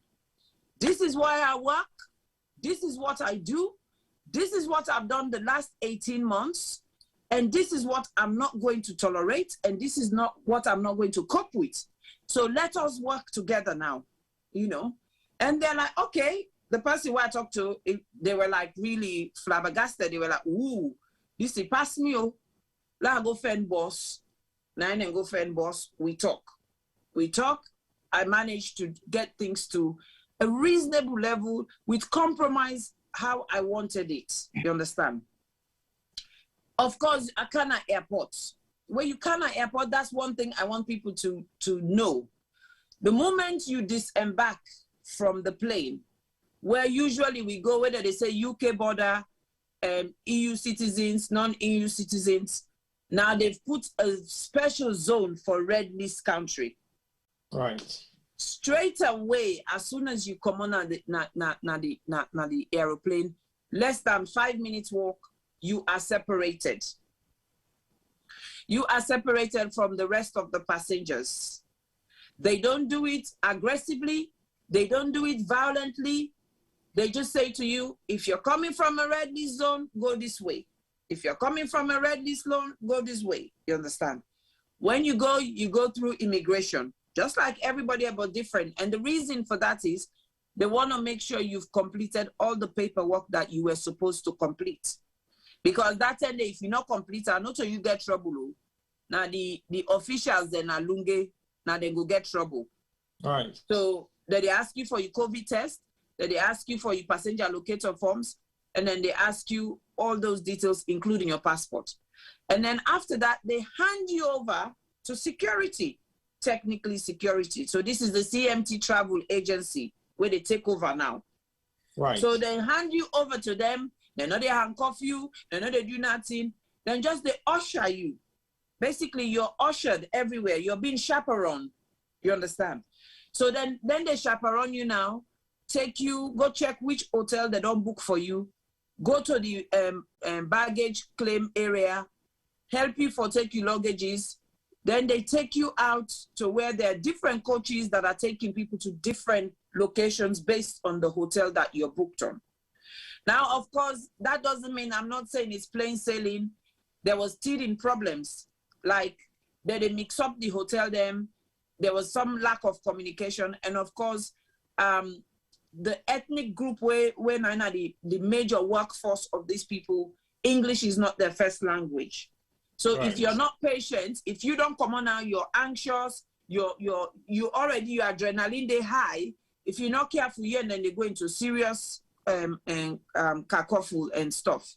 So now you therefore be patient and just talk to them calmly and quietly until you get what you want, you know, and so on and so forth. Because for me, I forget what's myself. I turn an advocate for a young family, a lady, a man, then get twin when they were like 4 years old, and then they've got a young baby. So know? Were you all from Sierra Leone or different parts of the red zone countries? Different. So different parts of red zone countries. So in my coach, there was people, there wasn't too many of us from Sierra Leone that day, to be honest. We not reached even 5 or so. But there were people from Congo, I think, I can't remember where, Zambia or Kenya, somewhere else, you know. There are people, but there are lots of people.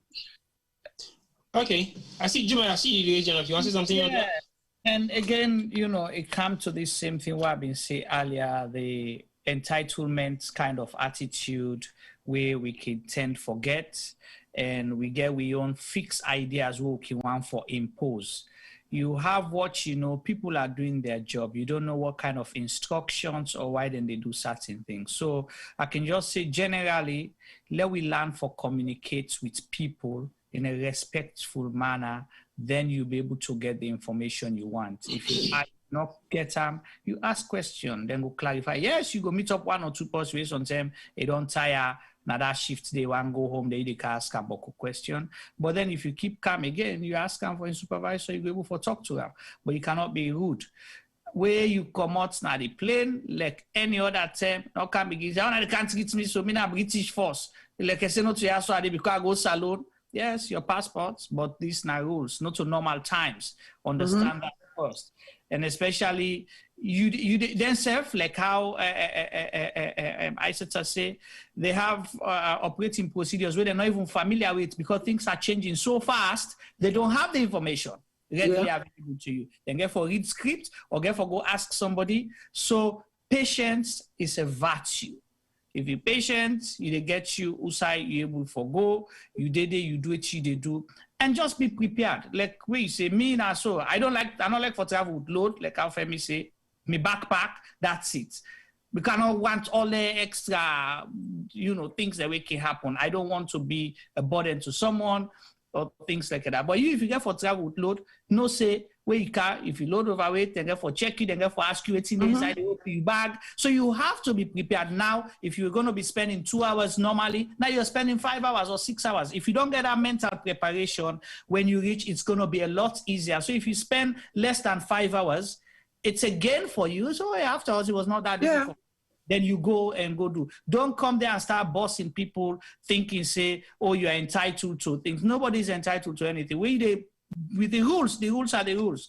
I see somebody, Ishmael, highlight a couple of things here. Firstly, he said, these are not normal times. Don't travel if you don't need to travel. That's just advice. It saves you a whole lot of problem. If you don't need there's a need and a desire or just a want for travel. If you don't need to, don't go. The unexpected happen. Then it says something where I think you need for, I know possibly that's subjective as well, but he highlights some people because of the anxiety in the hotel, so because sometimes not get person for talk to, you not get person for call, but nobody not for support them. One commit self-harm and things like that. So I don't know if you want to talk about that from yeah, I think the other thing also where people then get for noise, these hotels, they have medical input, then get mental health input, psychiatry. They have all the services just for make sure say people are looked after, not just physically, but mentally as well. Of course, they don't know the ins and outs of people, their medical background. Somebody they on the edge.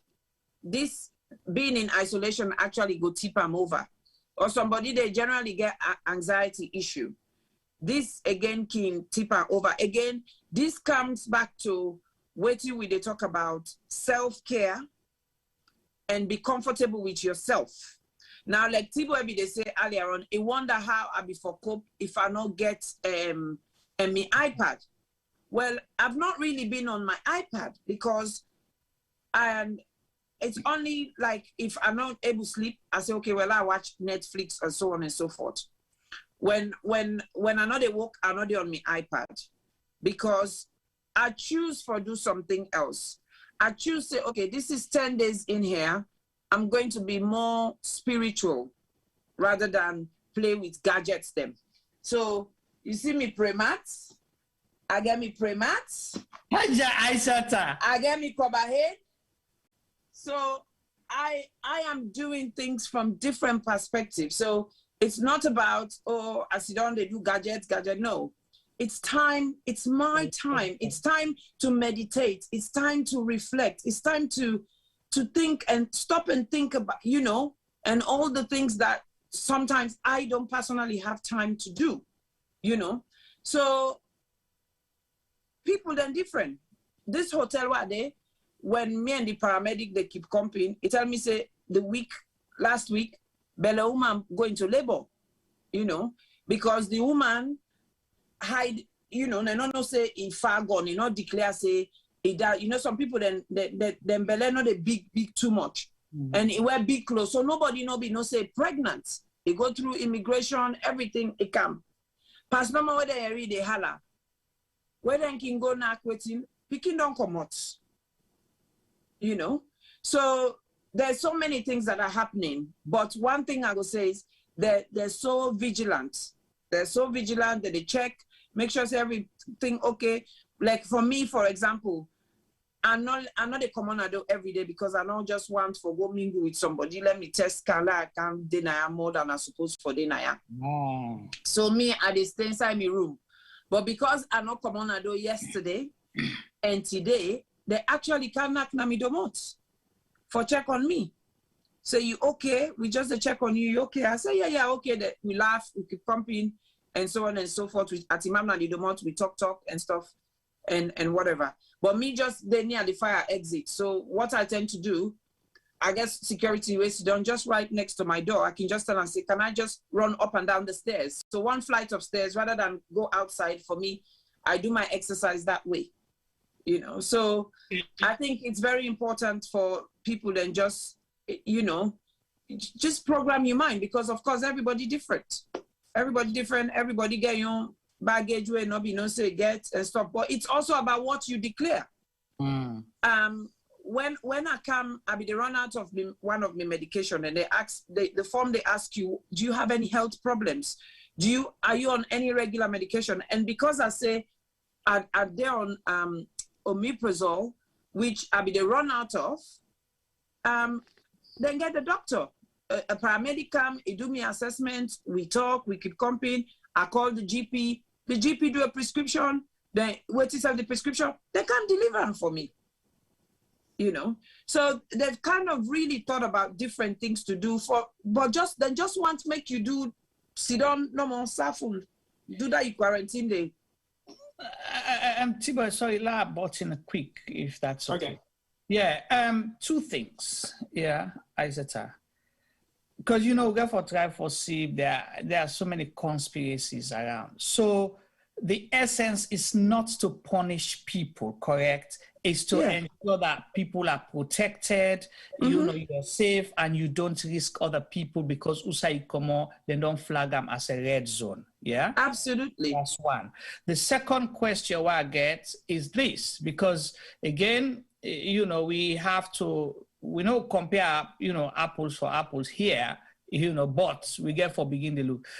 What you're explaining here, you paid for a service, and you're getting the service. So even when a boku money, you say, okay, well, at least it better what PM, right? Like some side where you go pay for something, you even pay for a COVID test, you never even get a COVID test. Femi pay for COVID test, they get for run them around, they get for charge out of 500,000, we give the man 30,000, the man make a plan back if the guy gives 700,000. Snipe wants extra.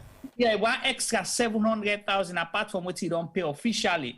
Then for still spelling name wrong, then they get the wrong form. You know, all kind joblo jabla. We saw people that paid and go and put them in a hotel, they put them at the wrong hotel, put them inside Watano. So this is the thing that people get to understand. When you're making comparison, people don't mind paying for a service as how expensive it is, but if you get what you pay for, you're okay with that. It's not gonna be 100%, but at least you don't see. Almost cockroach you don't see from where you inside. Astaghfirullah. Right.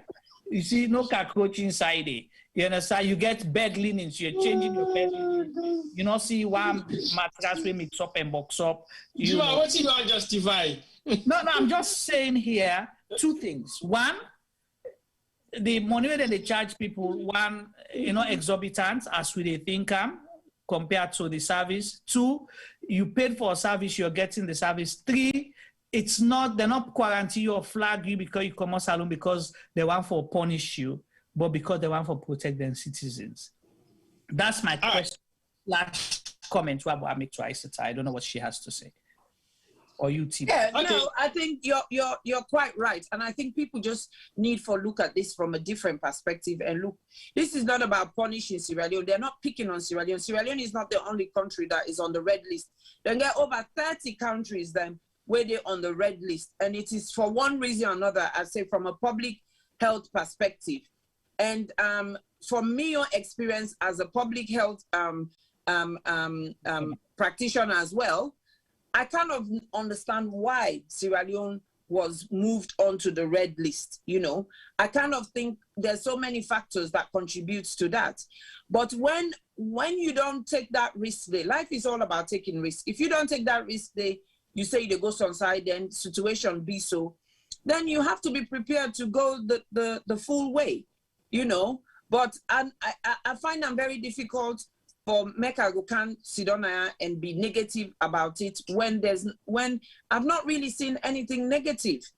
Even to me suitcase them where I carry it, they don't even allow me for carry them. You know. Now then carry them for me. Then carry them, and anything I want, if I ask, they give it. You know. That they give so much that right now I get over 4 bottles, pints of milk na my fridge. I don't call them, I don't tell them, say, tomorrow I don't want breakfast. Or I don't bring no breakfast for me. They're like, are you sure? Are you okay? I say, yeah, I've got enough. They give ice cream. Yeah, look. They give lollipop. Look me desserts. They give lollipop. Well, you see no more now. You are like, give me chocolates. Yeah. This is my trifle. This is my dessert for this evening. Strawberry trifle, because now then I choose, you know. So I got the bug, you know more. You know, like when family them be young and say, hey, get toffee. You get Yeah. Black diamonds you get because this boy when go to the black diamonds they ask for when they don't get a black diamond they revolt. No, that's the problem. Yeah, they ask if they get cassava leaf. Cassava leaf. Yeah. You know. But yeah, okay. So it's about rules, you know.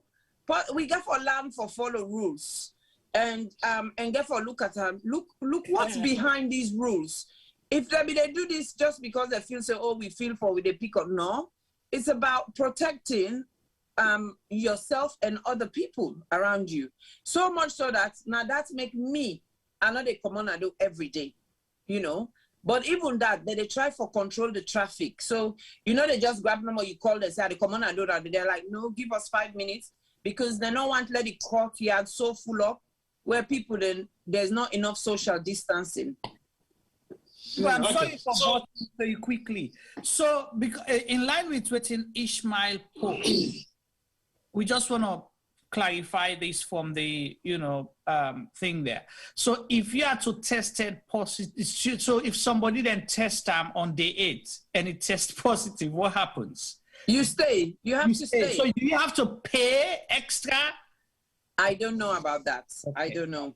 Okay, that would be good to find out. If you came for blog Dandy for we, it would be really nice. You know, just ask that question and blog them on your page and share them on Share Media. Well, I mean, just one for ask what happened, how then they discharge you after the 10 days of quarantine. You get for take a final test, and on those final tests, if they feel say you positive, what happens? Now the question that we're bound for ask you next, but since Juma don't ask you that question now, I think we need to know whether situation like that they don't arise, what thing they happen next. If then they extend you 10 days, we have 10 days you pay for officially.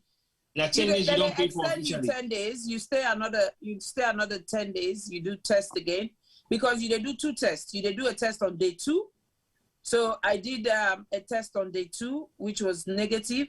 So tomorrow is my day 8. So I will do another test again. So if me test negative, then I'm free to leave 1 minute past midnight on Sunday. So basically, you've gone through your 2 vaccine doses, right? Yeah.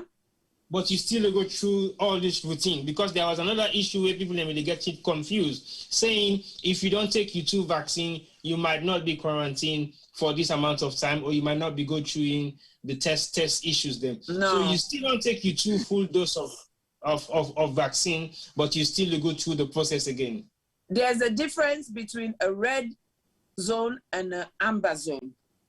Now, waiting, the government don't change, where it puts Salone on the red list. One of the guidelines that changed, if you come on a certain countries and you don't, and then they approve the vaccine, for example, what do they want to do with USA right now? Mm-hmm. When you come, then you don't need for go through all that long process of quarantine or even isolate in a house. You understand? Because remember, say, up until recently, when you come out Salone, you still get for quarantine a house. Yeah. Yeah. And you still get for take you 2 tests. And remember, I said that 2 tests, you be they pay 200 and something pounds for them. So if you look at that 1,750, that 2 tests, the money all the inside it. So you see, not to separate money again. So having the vaccine not to stop you from carrying the virus. That is one thing people get for understand. Having the vaccine doesn't stop you from being positive of COVID. Right. Me counterpart now work a positive before he take his vaccine there. He don't take his vaccine there. He don't positive again recently. So it's all about the individual. And when you positive, what in the vaccine they do, it reduces the symptoms and also reduces your rate of hospitalization and possibly death. You know, but that doesn't mean you don't get infected. And actually, somebody who don't get the vaccine, sometimes we get what they call super carriers. You get people then we get COVID, nothing they do then they pass and spread them. Because then, you don't know, say, you they look for symptoms, but they're well. And the thing about COVID, within the first 48 hours when you get and you probably not they present with any symptoms, but within that first 48 hours, you infect so many people then. Right. When you self you get COVID. So that's the reason why then they tell people, say, even when you don't take the vaccine, try for isolate, try for use your mask, try for wash your hands, or observe all the other precautionary measures them, because they no, that 1% chance. I see Ishmael don't help say, if somebody tests positive on day 8, government, they pay, for the following 10 week the quarantine. Okay, thanks for that clarification there. And there was something I wanted to clarify. I go remember before the show end. Okay. Well, me, if I test positive, I go chakra them bad. I said that before you chakra, T-boy. Oh no, Lana talk. T-boy want for make surprise for welcoming us, but I can't talk now. Oh my goodness. Because T-boy would order ban everything now for go wait for you. I said so many go make it surprise again. Yeah. Cancel. I have to surprise so you cancel. It's not going to happen again because again we start for considers them. So now that's how many days you don't quarantine for? Because you don't come then on day 7. Day 7, right? Yeah. So how are you like on day 7? Are you feeling okay? Everything seems fine. You don't go to your first test. What are you like now when you're, are you anticipating to finish up the quarantine, or are you looking forward to come out? What are you like in this kind of state at day 7? I'm kind of looking forward to come out. I think the me time where I be need, I think I don't get them. And but also because I've been working, it's pretty much like, you know, me day full. I mean, it's meetings after meetings. So by the time they done 5 o'clock, I actually fell asleep. I began for set me alarm. Otherwise, I before miss the program. You know, so it's kind of normal in a way. I still, one thing I do as a mother, being away from my children doesn't stop me from being a mother. So I really don't switch off, say I don't go away, I don't switch off from my beginning, no. So I'm still doing things remotely with them, you know, organizing, make sure they're doing what they're supposed to do or waiting their need and so on and so forth and so on. So I'm still doing that. So I am looking forward, but I don't feel any different really. Interesting. Right, so go on, Juma, you want to say anything? Majid be not ready for go wearing Academy band uniform for welcome Isita. On a more serious note, Isita, are you saying that about parenting? Okay.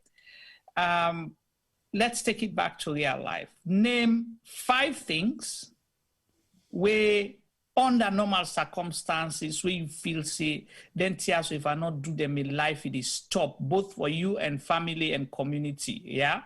If I not do that, so my life it is stop. Hey, me did that you feel guilty, because I remember there's time we had a program that we were supposed to do. You were driving 2 miles an hour. Let's just put on that way there.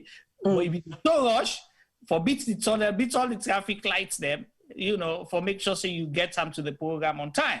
Yeah. So things like that. I just wanted to know, because we want for like we were there out here able for understand, say, your life goes on regardless of the circumstances. It's not going to be this way or no. Yeah. Yeah. No, well, that possibly you can change when you come back anyway. I can change, or what do you mean? Well, what you been thinking before, then tiaso, I get for do them. I said I get for present. I said if I said I know they everything they stop, but now you don't dare away for this number of days where you don't they, and then think that they go on without you being physically there.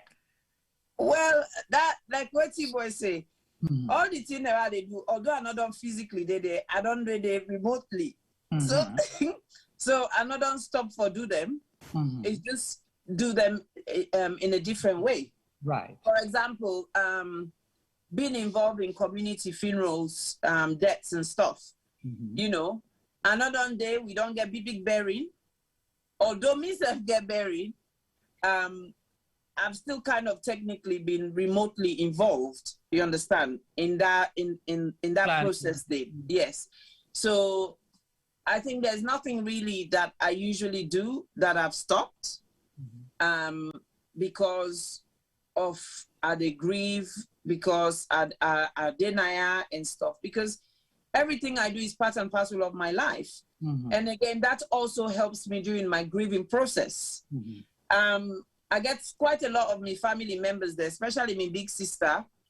Wait, she's probably, I think she's actually on. She's kind of worried about me because it literally, I don't think she's seen me, you know, she's worried that I'm not grieving how I'm supposed to grieve. In other words, you don't switch off yet. Yeah, they still see the regular you on a regular basis. But I do switch off. It's just that I switch off very privately. And that is why for me, being in this quarantine has been helpful, because that's when it's time for me to switch off, I switch off. And I don't have to put the do not disturb sign on. It's me. I do what I have to do, and then I move on. You know. Now, one more challenging and difficult question I might want to ask you is the fact that you are Mrs. Aissata Ceesay Jallow, right? And I believe you have another half. How is he coping with the situation of you being in quarantine, and now that he knows that you're in the UK, you're back from Freetown and all the stuff is going on? What are the kind of realities around that, surrounding the fact that you are alone in a hotel and he's at home? Well, I think now you go ask that question, though. No, now you the quarantine, not in the quarantine. Now you the quarantine. Now me the quarantine, but for me, things have to be done. They have to be done. You understand? Right. It's not the end of the world. It was only last week, and now we're in this week. So now 7 days I don't crop. So by the time they make this now Sunday don't car. By the time they make Monday don't car. Like then he say anything we get dirty, the car pass. You understand? So it's sometimes it's not always about having that person physically there. It's about what you share with that person, where you hold that person in your thoughts. I think can keep you going for a very long time. And that is why for me, that is even the way I'm dealing with the loss of my mom. You know, yes, she's physically not there. Yes, I can't pick up the phone now and call him. Yes, we can't giggle on the phone. We can't, you know, I'm not going to call her and say, hey, mommy, guess what? We can go sigh and laugh and stuff. But I know where I can hold her in my thoughts and in my mind. And also, thank God for technology. I actually was laying down this morning when I wake up. I actually did play some of the messages and I WhatsApp. So that was one thing on my to-do list with you, T-Boy. How do I transfer all those audios and make it into one so that I have them and I don't lose them, so I can forever hear her voice, you know? And when she's laughing and when you go see something, I go send something funny, you go send message, say, Aissata, you don't make her not laugh today. So I actually listened to one of that and I just kind of, you know, tears, my eyes filled with tears, and I'm like, oh, wow, so I'm not going to have this anymore. So, but that's just how you have to deal with things. You have to spin it around and look at different ways of how you can, you know, do stuff. So he's fine. He's loved. The kids are there. He's not on his own. Family are in and out. You know, you all have been in and out. So he's not on his own. So he's fine. Yeah, because the reason why I'm asking these questions now, because we get for be realistic at times with certain things that really happen around we, and your other half is always as important as anybody else with around you. Not to say it is not in your situation. I'm just bringing in the question so that people can also understand when you are in quarantine, or if you find yourself in this situation, you have to be able to deal with everything that surrounds it. So that's the only reason why I'm asking you. But like, we try for round up the program now, because if you don't tell me, say you want for sleep, you want for rest, but me know for sure, say your time where you are is being spent like a full-blown Aissata, not in quarantine.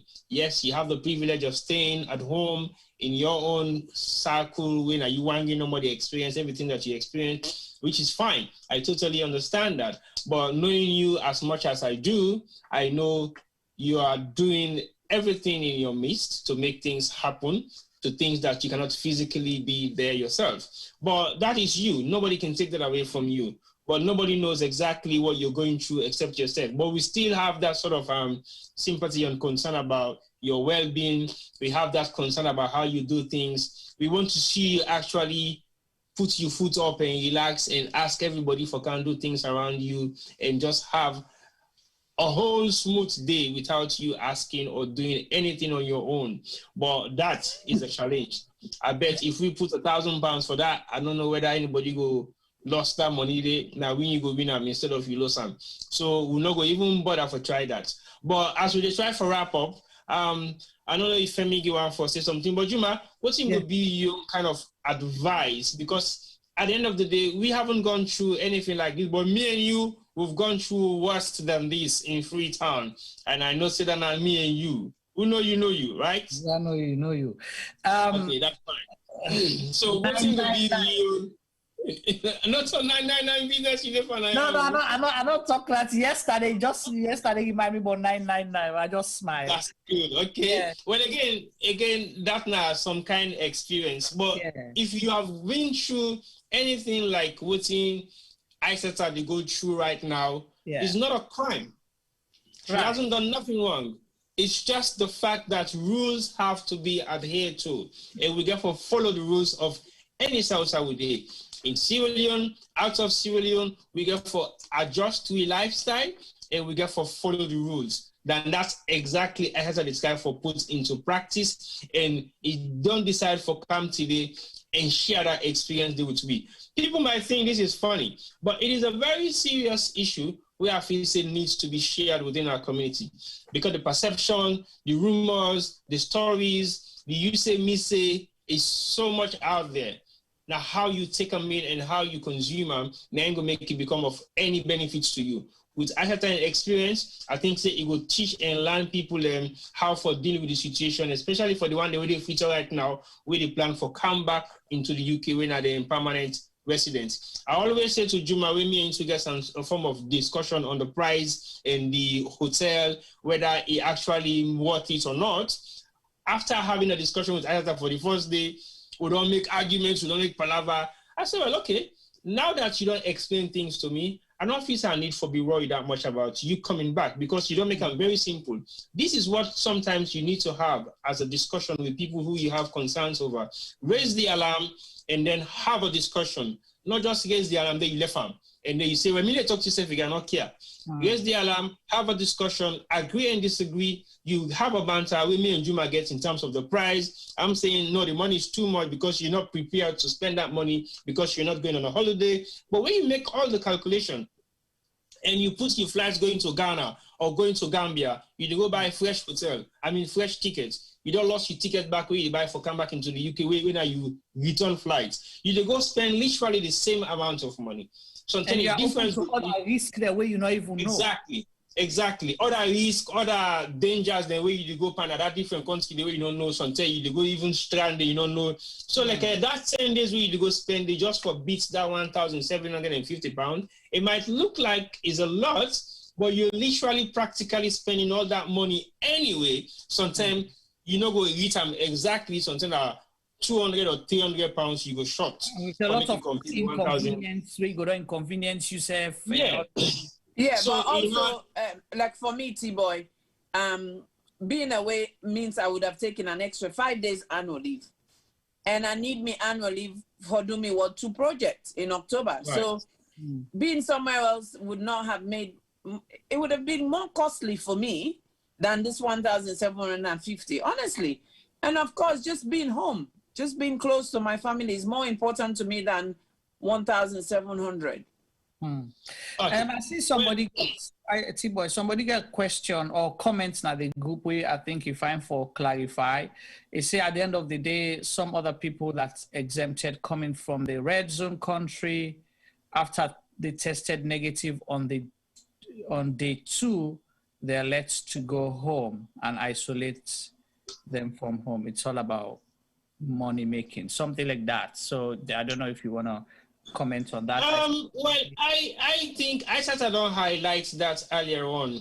I'm not going for put word 9 months, but yes, it don't highlight and say if you have to pick up the phone and call the people who are in charge when the CMT travel, really in charge of the quarantine and the hotels. You can actually get a conversation with them. So it's not literally just about the money-making side of things, because you can even walk away without even paying nothing if you can explain to them your situation. Sure. You can go on the fact, say they pay half. They might even slash it down for you. So the phone call is paramount. So I think that phone call, we as I mentioned, now one of the most key issue in terms of finding out what exactly you need for pay, why you pay, who's how you go, and what are the procedures. So when you make that phone call, if you can talk your way through, if you can explain to them your situation, if you can tell them reason justifiable to why you can't pay the £1,750, you can do that online with a phone call. But if you not make the phone call, you just decide to go on the internet and fill in the forms. The form, not they give you any kind of option other than just go through the process. So you have an option of going through the process online, or you make a phone call for negotiate your terms and conditions. So I don't think it's purely on money making. And also, how I make myself take that mindset away, saying I'm money making. If you just allow things like this to happen, then the rate at which you will decide for stop COVID will not stop, because literally everything will just be like normal.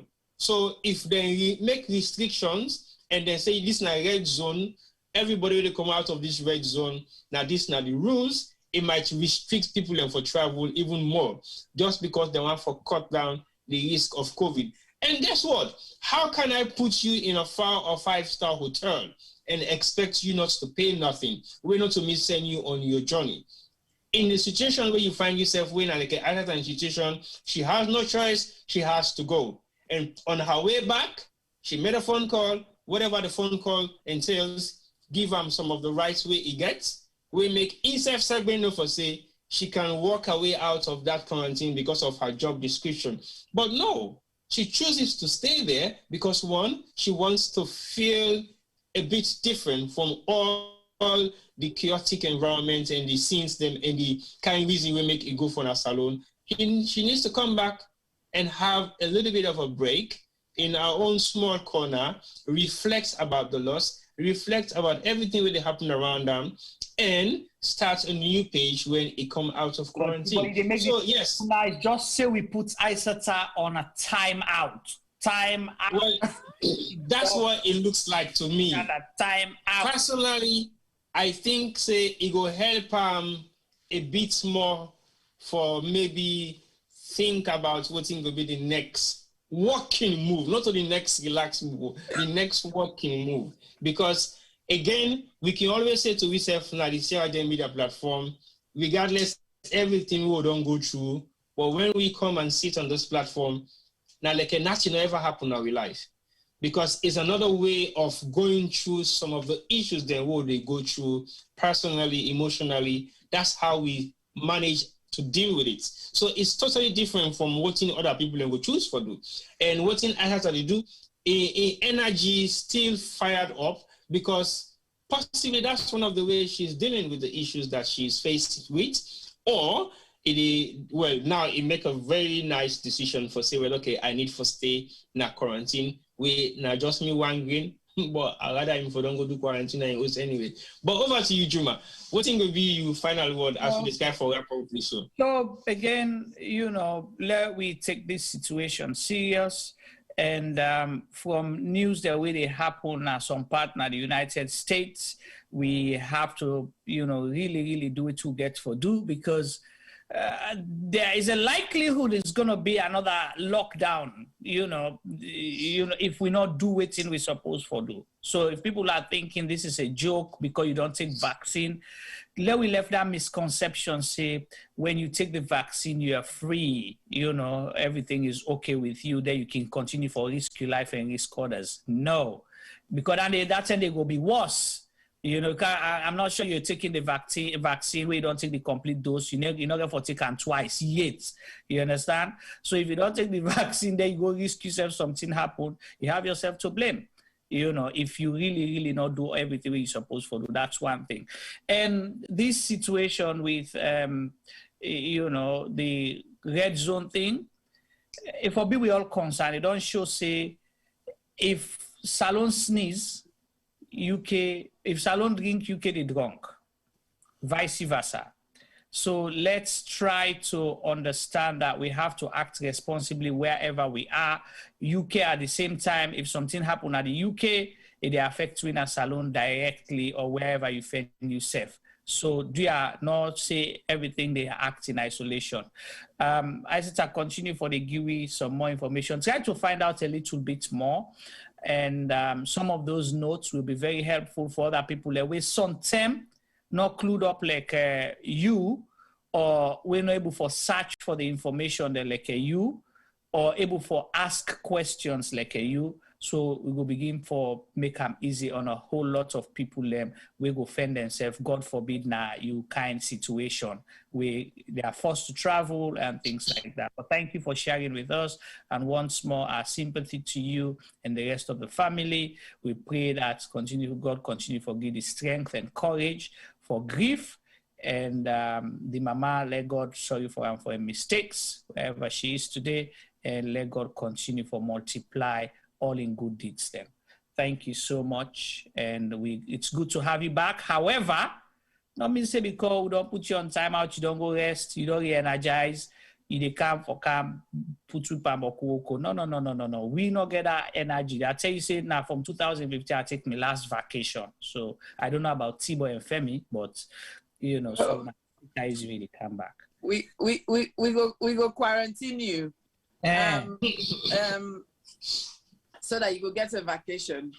But anyway, I mean, it's been a pleasure coming back. And I actually think, how I will come back?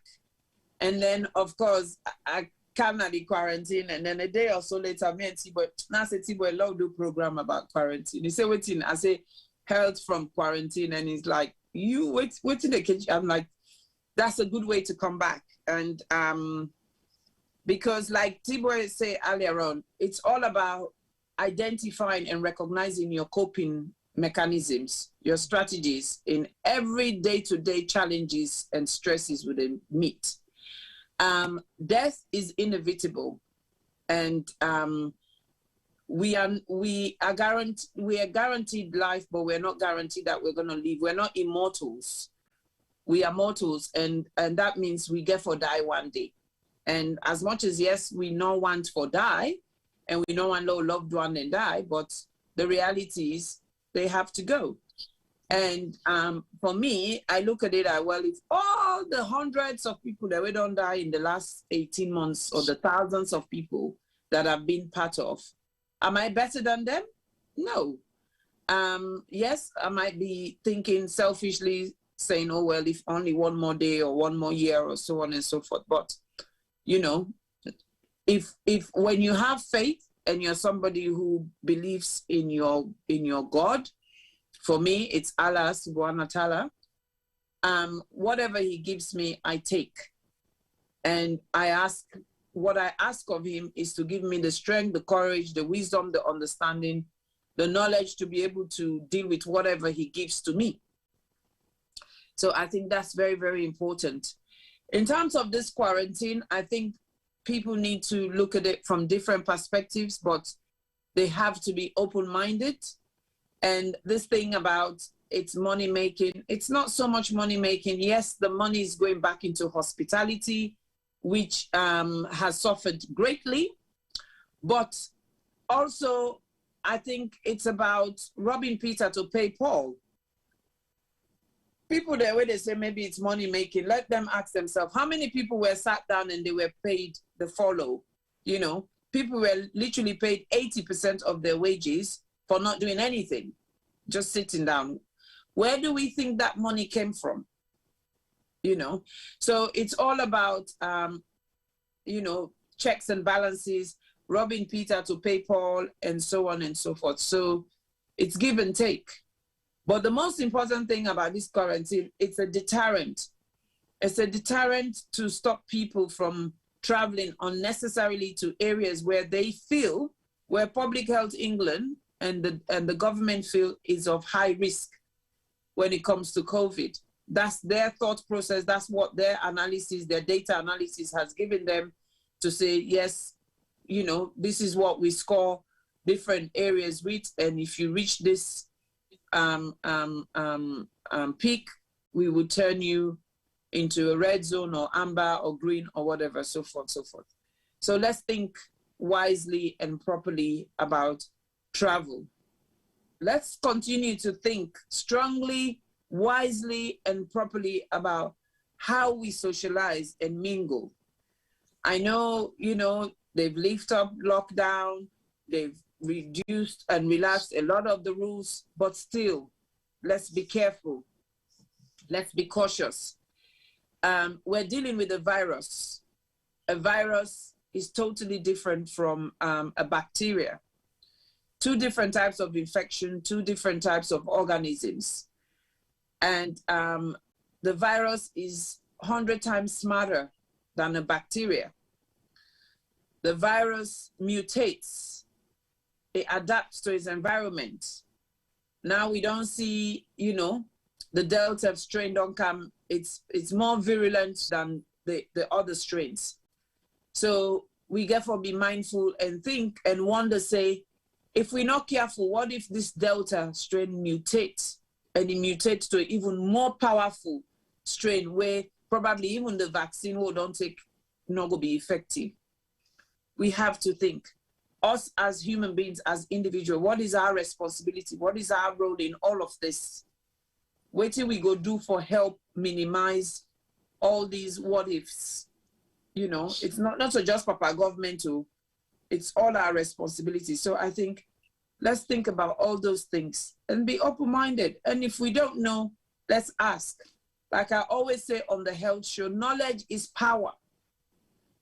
If you don't know, seek knowledge, seek information.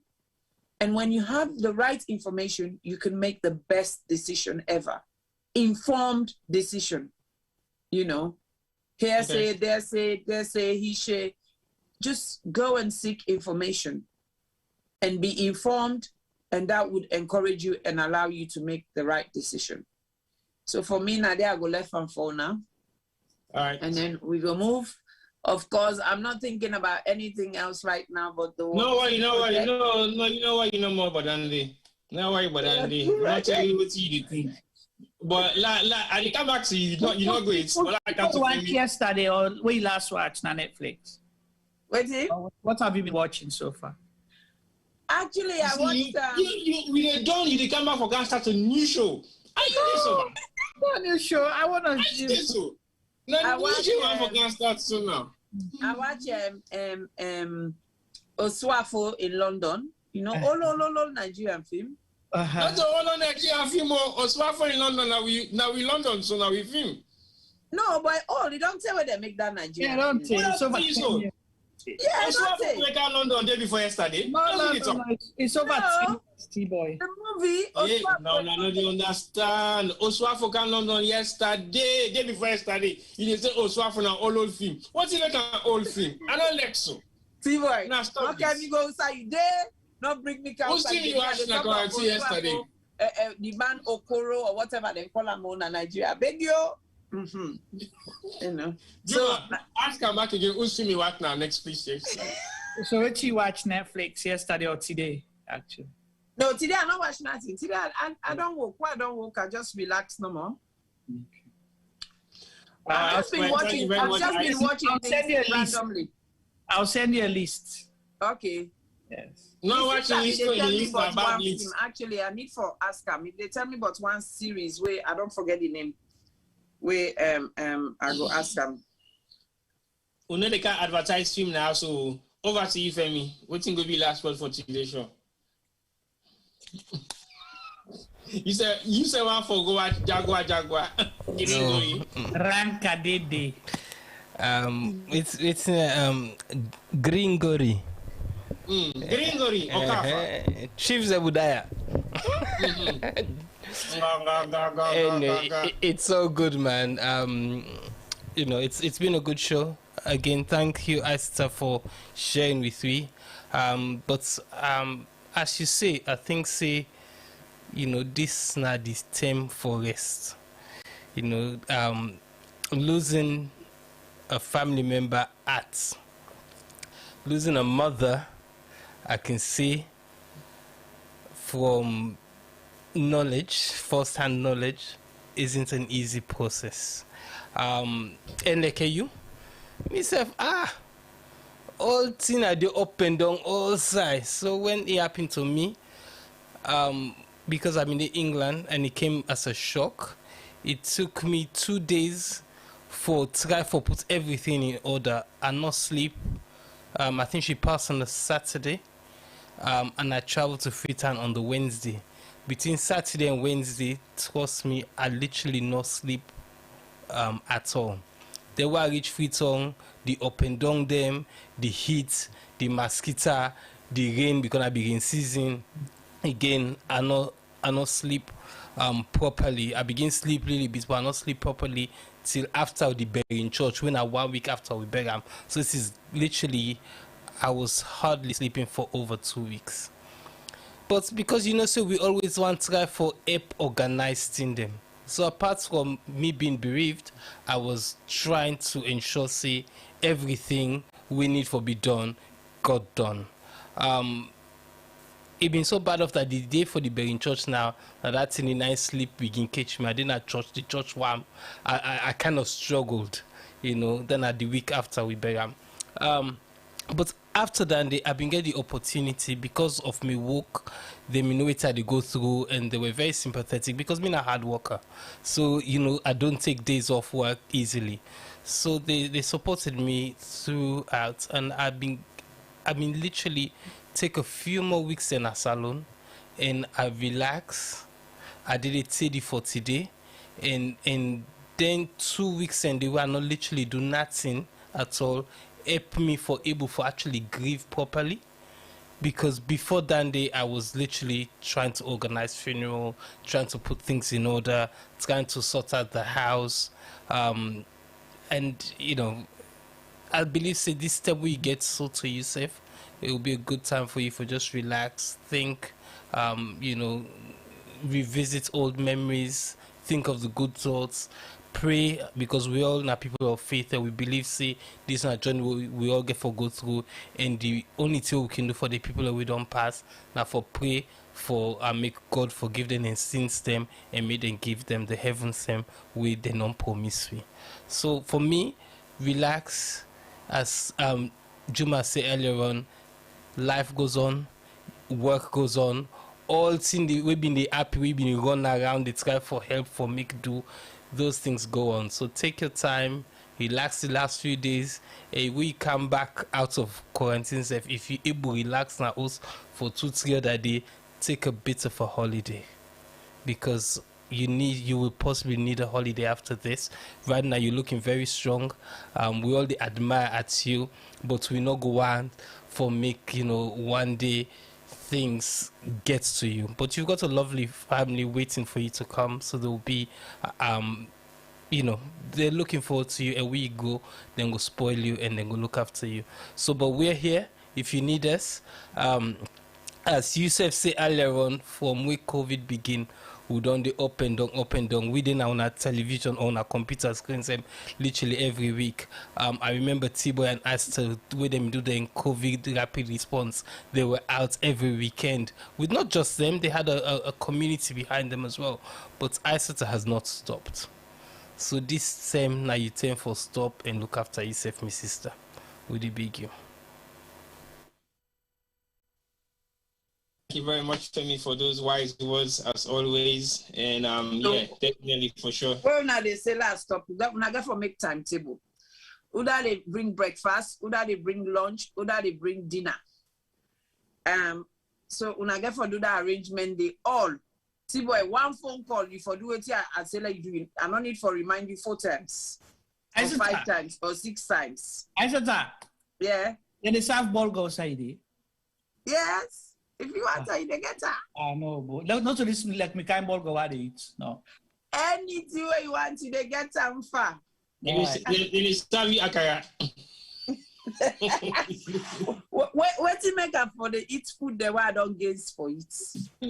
Like, well, you see, you know what I don't give for dinner? Today I have salmon, pink salmon.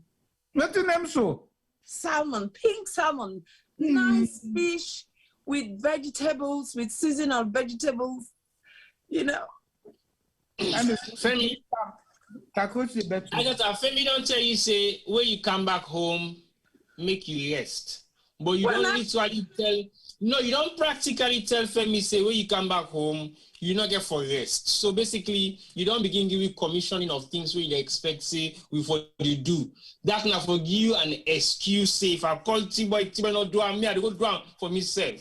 That is practically what you're telling us now. Say it means somebody for you breakfast, somebody for you lunch, somebody for you dinner. Nobody they give breakfast, lunch, and dinner. She don't know you host a rest.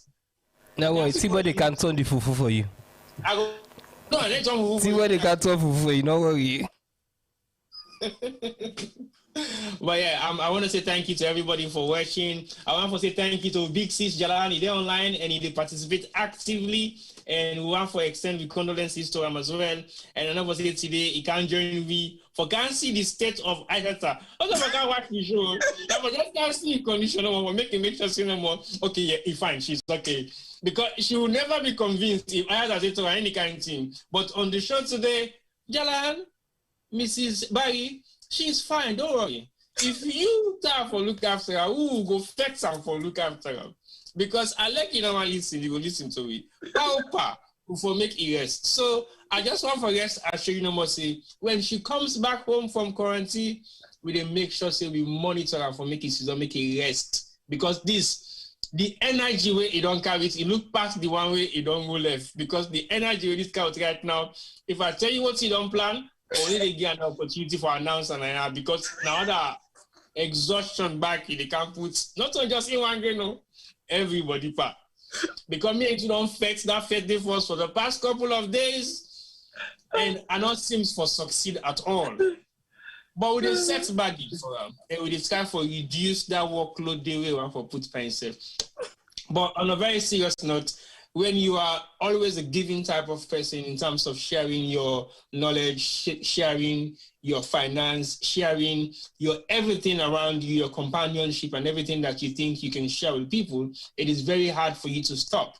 And sometimes it is like a disease. Not for say it not gets cure, but the cure is worse than the disease itself because the thing they go bring up and cure them, then it creates more of the disease itself. So let we just able for manage and adapt a little bit to the situation we'll find ourselves with Aisata.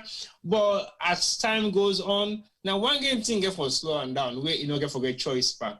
Now age. And where age slow and down, you go realize say that 100 meters we be do if we begin to do 50 now, if we begin to do 60, if we begin to slow and down. So we the hope say it go age enough for make you realize say I have to slow down. Not stop, because now something will not go for stop and for make you do, but at least you go for slow down.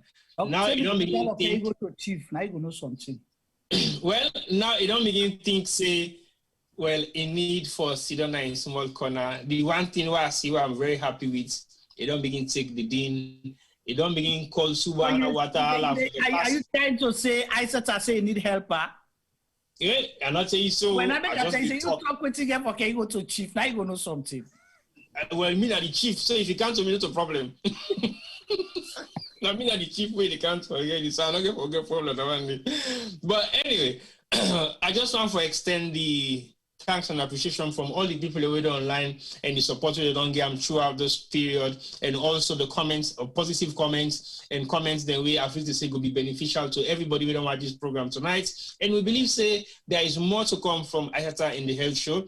And do not forget say you still get the World 2 projects we're still ongoing, but today we need to get an opportunity to talk about that because we want to make it take a break on that for now. But we will go for highlight say that project is still ongoing and we decide for kickoff with in October. So definitely the plans are still intact. Please still continue for sending your contribution and your support in any way you can. And we will make sure say when the program actually ready for take in your next level, we will come back and do another show on them. But the health show is possibly going to resume, not next week, because we still want to take a break off for another week, and then we can restart the health show again. We are not for say it will get plenty thing them for can talk to about. If we see the way how the structure of the show go today, now the health show, but we choose for we ask him the questions and then make him answer the questions and tell we what's in our experience, because we want to make the health show this day about in style why a day in quarantine and the experiences they really go through in quarantine. But we'll give them one more opportunity for send the last message to the people that really watch, and to the one that we possibly likely get for come into quarantine, just like I said, the experience, and the one that we not choose for going to quarantine because they refuse to travel, which is a very safe thing to do, and what thing they go do in the places of what thing they need for do for make themselves safer within the still pandemic. We're not a pandemic anymore, but it reduced a little bit compared to how it was a couple of months ago. So I said, what will be your message to people right now in terms of your experiences and what to expect and what you feel to see them for do in terms of their measures coming into quarantine, or not even thinking of coming to quarantine because they choose not to travel? Over to you. Yeah, well, I would say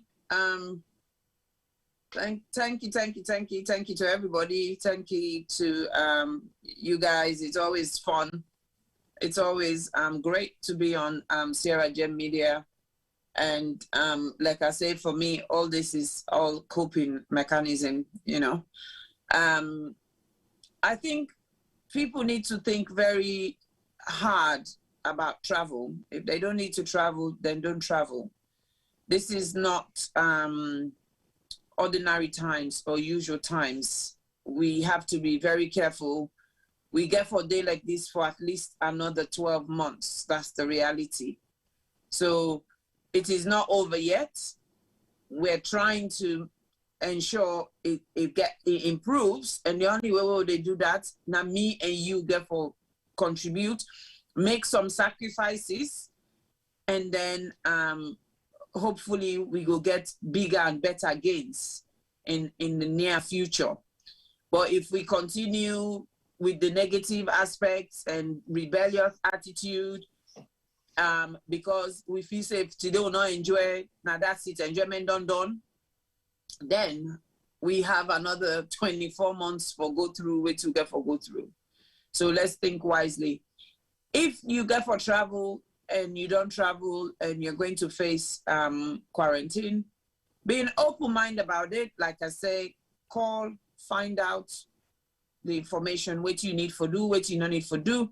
Explain your situation to them. Explain your circumstances to them. And also, explain. Because one thing with man, we lie today, that lie they like to take 100 years, they must get you. So no lie. Be honest and be open. Whatever na your situation, tell them, say, this na my situation, how na go help me? Na my situation this. Then go see how best then go help you. If they're not able to help you back, then go tell you, say they're not able to help you, then show you how for go or side for go. So it's very important. Take it as not a punishment, but take it as a process. Take it as the fact that we find ourselves in a country where we believe in systems and processes, and they follow systems and processes. That doesn't mean they don't have their flaws. They do have their flaws, but they do have systems and processes in place, and they will follow it. That doesn't mean they don't have exceptions. They do. They have exemptions, they have exceptions.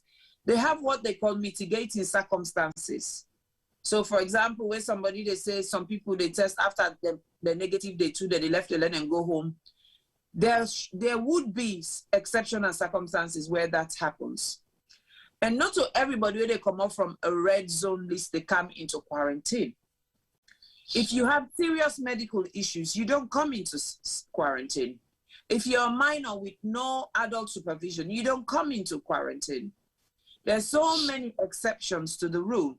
If you've got some serious medical issues that need constant, like the paramedic, they tell me the other day, somebody come when I cancer patient, he do treatment, It suppose it not be look good. Straight away, send her to hospital. You know, kind of quarantine. Straight away, they sent her to hospital because that's where they should be. So it's case by case, basically, case by case, and take waiting people that they talk with a pinch of salt. Take waiting me self they talk with a pinch of salt. Go find your information because my own situation might be different from your own situation. Me, Usade, I tell God, thank you, Alhamdulillah. I don't get problem. I know they give them problem. They know they give me problem. I do Usade. Why no say I know? I dey pray God let me dey it's not be negative positive. I make another come up boku sef. I dey na me lily corner. Me room big enough for la run up, go to the domot, run down, jump, exercise, and do what I get for do for keep myself going and active. I get me supplement them. I they take me supplement them. If me hear that, I take me painkiller. If you not get any of that still, then you can ask that they give you, as long as it is necessary or it's appropriate. So it is not a prison like some people have described it. It is not. It is just a confinement, but a very civilized confinement. For not just for your own sake, but the sake of your loved ones and people around you. Because one thing where people, they fail to realize, you might be okay, like I say, you get super carriers. But what if you take a car and you host? You go infect you partner or you picking them or other dependents where they're not able to survive them. How would you live with that guilt for the rest of your life? Knowing, say, now you bring sick inside that host day. So it's very, very important for us to be considerate, to be self-aware and think about the things. And in terms of your mental health, look at different ways how you go manage your mental health when you're in a quarantine. Look at things that reduces anxiety rather than looking at things that heightens your anxiety level. You know, if you know say you're not possible where you go on Facebook, it stress you, then don't go there. Look for something else. What I've been doing as part of just relaxation mood is looking for funny movies on Netflix, movie the way they make her laugh, you know, rather than movie them, you know, we're going to make I begin cry or be more sad and so on and so forth. No. So it's about all those kind of things, you know. So please, please, please, let's all work together. Let's remember hands, face, and space. Continue with the hand washing. Protect your face. If you're going somewhere and you're not comfortable, put your mask on and keep your space. You know, your social distancing. It's very important. Now, they don't let we to ourselves. They say, look after ourselves now. So therefore, look after ourselves. If we look after ourselves fine, then hopefully we'll not go get a third wave or a lockdown. If we not look after ourselves and the people that are around we'll go back to square one. Because now winter, they cancel. We're coming into autumn and winter. We already get the burden of flu. And then on top of that, a virus is great. We therefore be careful. That's all I have to say. Have a good night. And I have plenty in store for you. You know, lots of progress where I go salon about what to. You know, so keep donating. Keep donating. They say that not talk, they don't gag me, but you know opportunity for talk. You want for kind of talk small. But thank you very much, Eteta. We appreciate the fact say you don't take your time. We don't take 3 hours of your time this night for engage you for can talk about quarantine, hotel quarantine, hotel not to be disclosed, but hotel quarantine. Thank you for all that time. And thank you for keeping yourself safe whilst you're still in there. And we say thank you to all those who don't watch, who don't participate, who don't make comments that are Facebook and YouTube, and also all the family members then they are around you. We don't galvanize for express their condolences and support to our family. And we don't they around you as friends, as colleagues, as workmates. We don't support you throughout this period of time. We extend all those thanks to all those people who have been there. And a special thanks go to the man himself. We don't babysit the house. We don't babysit the pikin. We don't babysit your room. We don't babysit your bed. We don't babysit everything about you. We just say thank you to Mr. Jalloh for all the hard work and all the patience and all the consistent phone calls and all the food. The last time when I visit you, the food they were full common I use. I'm not being say I will for down there. You see? So basically, private space, you know, the so basically, I just want for cinema at the camp for the second round. I know for say when Mommy Queen on can the second round will be enormous. But guess what? We just stop not for go no more rounds. But I just want to say thank you. And if you're not a new follower to the CRJ Media page, continue for like we, so that you will be informed for anything we'll come up with the programs then, and continue for following on YouTube, and make sure say you share your programs, because we not just the talk, we talk and answer every day, but it will bring some interesting topic the way sometimes can be controversial, sometimes can be educative, sometimes can be fun, sometimes can be challenging, and sometimes can also be emotional. So therefore ready for all them. Sometimes in the way I don't make mention of, because you can able forget an element of all them sometimes in every program what they bring towards the audience they will get. And we say thank you to now once more. Until next week, I think say next week will become start with a full-blown overloaded program, right, Chuma? We are the director of programs. Over to you. Next week will be fun, serious, and ulti na big one pot with it cook ulti. That sabi that og food we very greedy we all the days. Yeah, the greedy og food we so know it's all the day inside the program next week, right? The organ right foot and left foot all the day inside there. The one way that I'm able for friend now. Yeah, you say no, and the left foot the for 30 might be defender. But it's gonna be good programs starting next week, and we will handle national issues and issues where we go full of information and education. So watch out, and we have guests for you where some of them are familiar faces, some are new people now we platform as well. All right, thank you very much once more, and until next week we just say bye to now.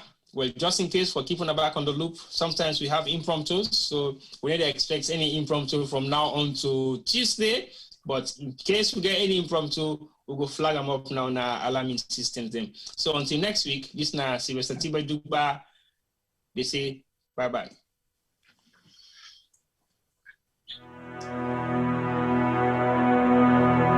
The total population of Sierra Leone in 2019 was stated approximately at 7.8 million. And the most common cancer reported in 2018 was breast cancer, with an incidence rate of 25.1% and a mortality rate of 19.2%. Ward 2 at the Connaught Hospital, Freetown, is a female surgical ward that cares for patients requiring breast surgery, chemotherapy, and palliative care. General surgery also admits to the ward as see fit. The ward is in need of a significant refurbishment and has a major impact on patient assessment and delivery of treatment, dignity, comfort, and infection control measures. The current ward area presents a significant challenge to infection control. There is no fit for purpose or adequate personal hygiene facilities. The showers and sanitary areas are in poor condition and are difficult to clean.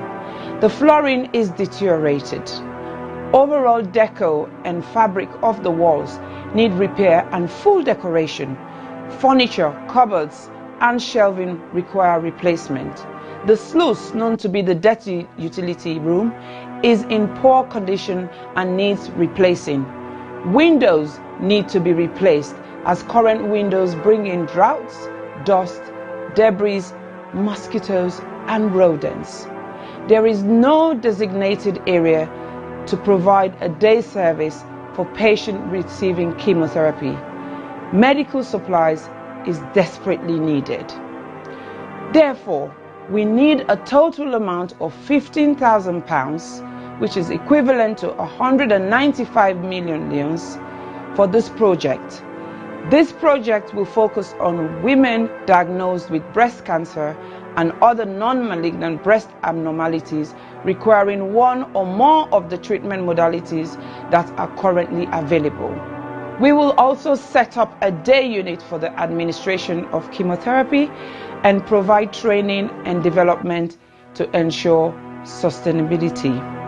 Therefore, I am pleading to all individuals, organizations, and local businesses, and every Sierra Leonean and friends of Sierra Leone to make a meaningful contribution that will never go in vain. Ways to contribute will be seen at the end of this clip. I am Aissata Cissé Jallow of the Health Show Partnership Program. Remember, your health is your wealth.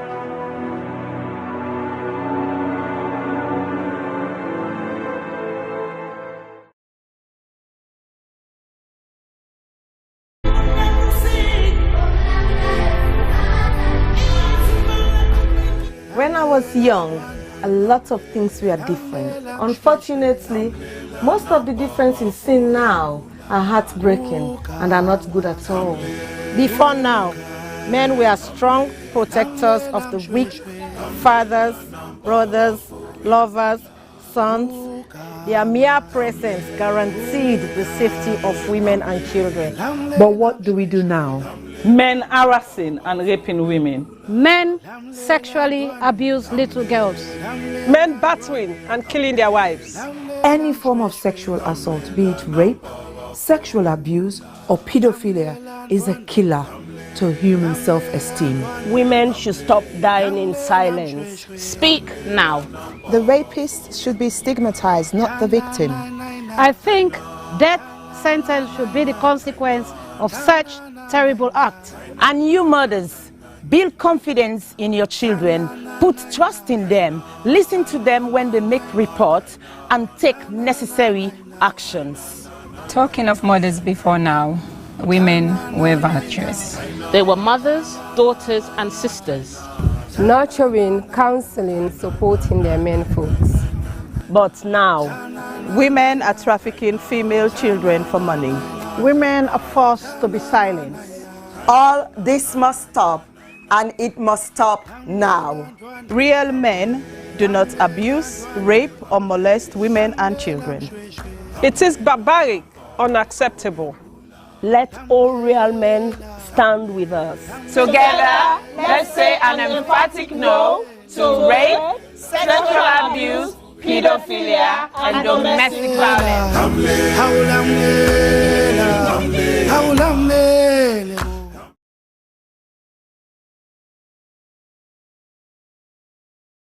I was raped multiple times by my aunt's boyfriend when I was 6.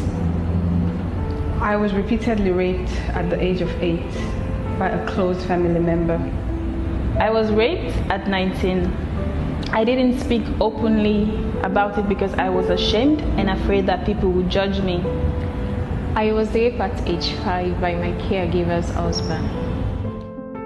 On June 17th, 2020, 5-year-old Khadija Sakho, a beautiful little girl from Freetown, Sierra Leone, was repeatedly raped and strangled to death, allegedly by her own cousin. Her death shocked the nation. But in truth, in this small West African country, 9 out of 10 girls experience some form of sexual violence in their lifetime. Think about that for a second. 9 out of 10. That's 90%.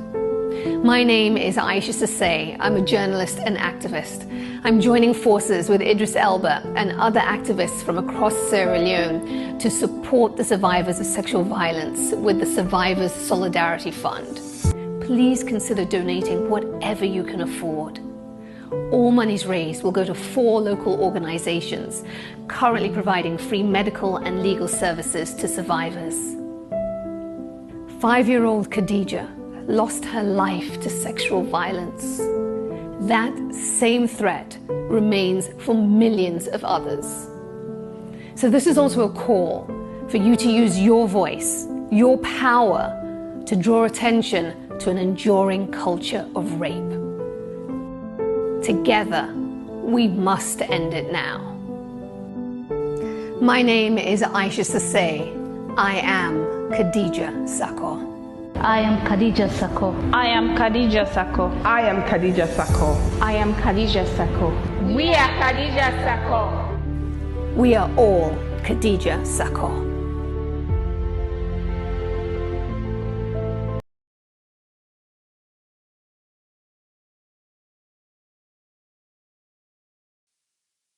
Silverstone Beats. People killing, people dying, children hurting, hear them crying. You can practice what you preach, or would you turn the other cheek? Father, Father, Father, help us, send some guidance from above. People got me questioning, where is the love? See this life we live, oh, we all have to give, oh, yeah, yeah. Cause all I see is evil, and too much killing of my people, yeah, yeah. So let's bless one another, yeah, yeah. So let's help one another. I sing again, yeah. What's in me, I don't see this kind of thing where they happen. This not for be education opportunity. Now in we need, let we learn for the share, not to attempt for big greed. You see this life, the live, oh. You see what we lose or we know. Stop killing one another. Let's stand together, yeah. Stop playing the hero, looking at each other like was zero. On the block with a C, money they can make every day pan pre, yeah. R.I.P. They took our boys, they take our joy, take our joy. This not the time we stop now crime. Don't blind bodies like your future. Stop the stabbing, stop the killing. Let's love one another. Peace. Where is the I see fighting every day, I see dying every day. Why don't we help each other and pave the way for a better life, a life that we all deserve? Instead of killing each other, why don't we preserve? So you wanna be a bad man, he's gonna be a badder man. You got a big knife, he's gonna get a bigger knife. Our people suffered for years in chains. Now we turn on each other, cut for gains. For the ones that send the youth to kill themselves, you pretend to be a father figure but only care for yourself. You are nothing but the flesh of the devil. You're evil, low life on another level. Think about the mothers and the pain they go through. You don't care for these kids, they mean nothing to you. But karma only knows the boomerang maneuver. One day the Green Reaper will be your remover. This little the range ranting up some sanctimonious food is as poetic verses, ruminate a prophecy given to a sentient dude. So I say it's as it is for you to listen and the juice, the wisdom that's gonna liberate and galvanize you. Under the sun ain't nothing new, that for black and black crimes and breaking news. Under the sun ain't nothing new. You gotta stand up, stand up for what you believe in. Gotta stand up, stand up for what is right. Cause if you got me, then I got you too. Regardless of what you've been through, even when you're feeling new. Where is the love? Do this if we try. There's no time to waste, no time. Together forever, whatever the weather. Us as a unit working together. See, I've been a long done, but me heart still not tongue. God don't lift me up, but me heart still not run. You will never go far if you don't know where you're from. So I don't do it for myself, I'ma do it for the young. Plead to my brothers, let's do it for the youngers. Why spend a bag on a jumper? Back where you're from, people dying with hunger. With people then they suffer. You then I argue the bluff, it's copper. You're the game, need for change. Like we not get up. Where's the love? Where's the love, yo? Where's the love? I said, where is the love? Little youth, let's take time. Stop all the knife and the gun crime. Think of the future, paint that picture. Get a youth in the future. Peace gonna rain on me. Peace gonna rain on me. Yeah. Let's stop the violence and come together. Get rid of knives and guns and bombs, let's be together. Pray peace and love, God and hope through storm and weather. See what is going on. Where is love? Tell me, how do you feel when you see your brothers and sisters lying down the street helplessly?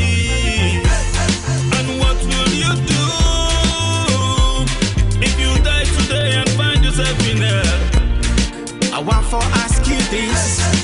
Look inside your eyes and answer me with all the truth. Where you get, whose side the love they? When I left. Boku man them get nef. If you live by the nef, you go suffer. You know get sense, you know sabi say nef not for butter.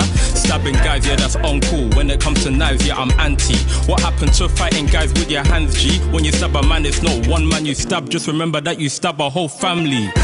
People killing, people dying, children hurt and hear them crying. You can practice what you preach, or you will turn the other cheek.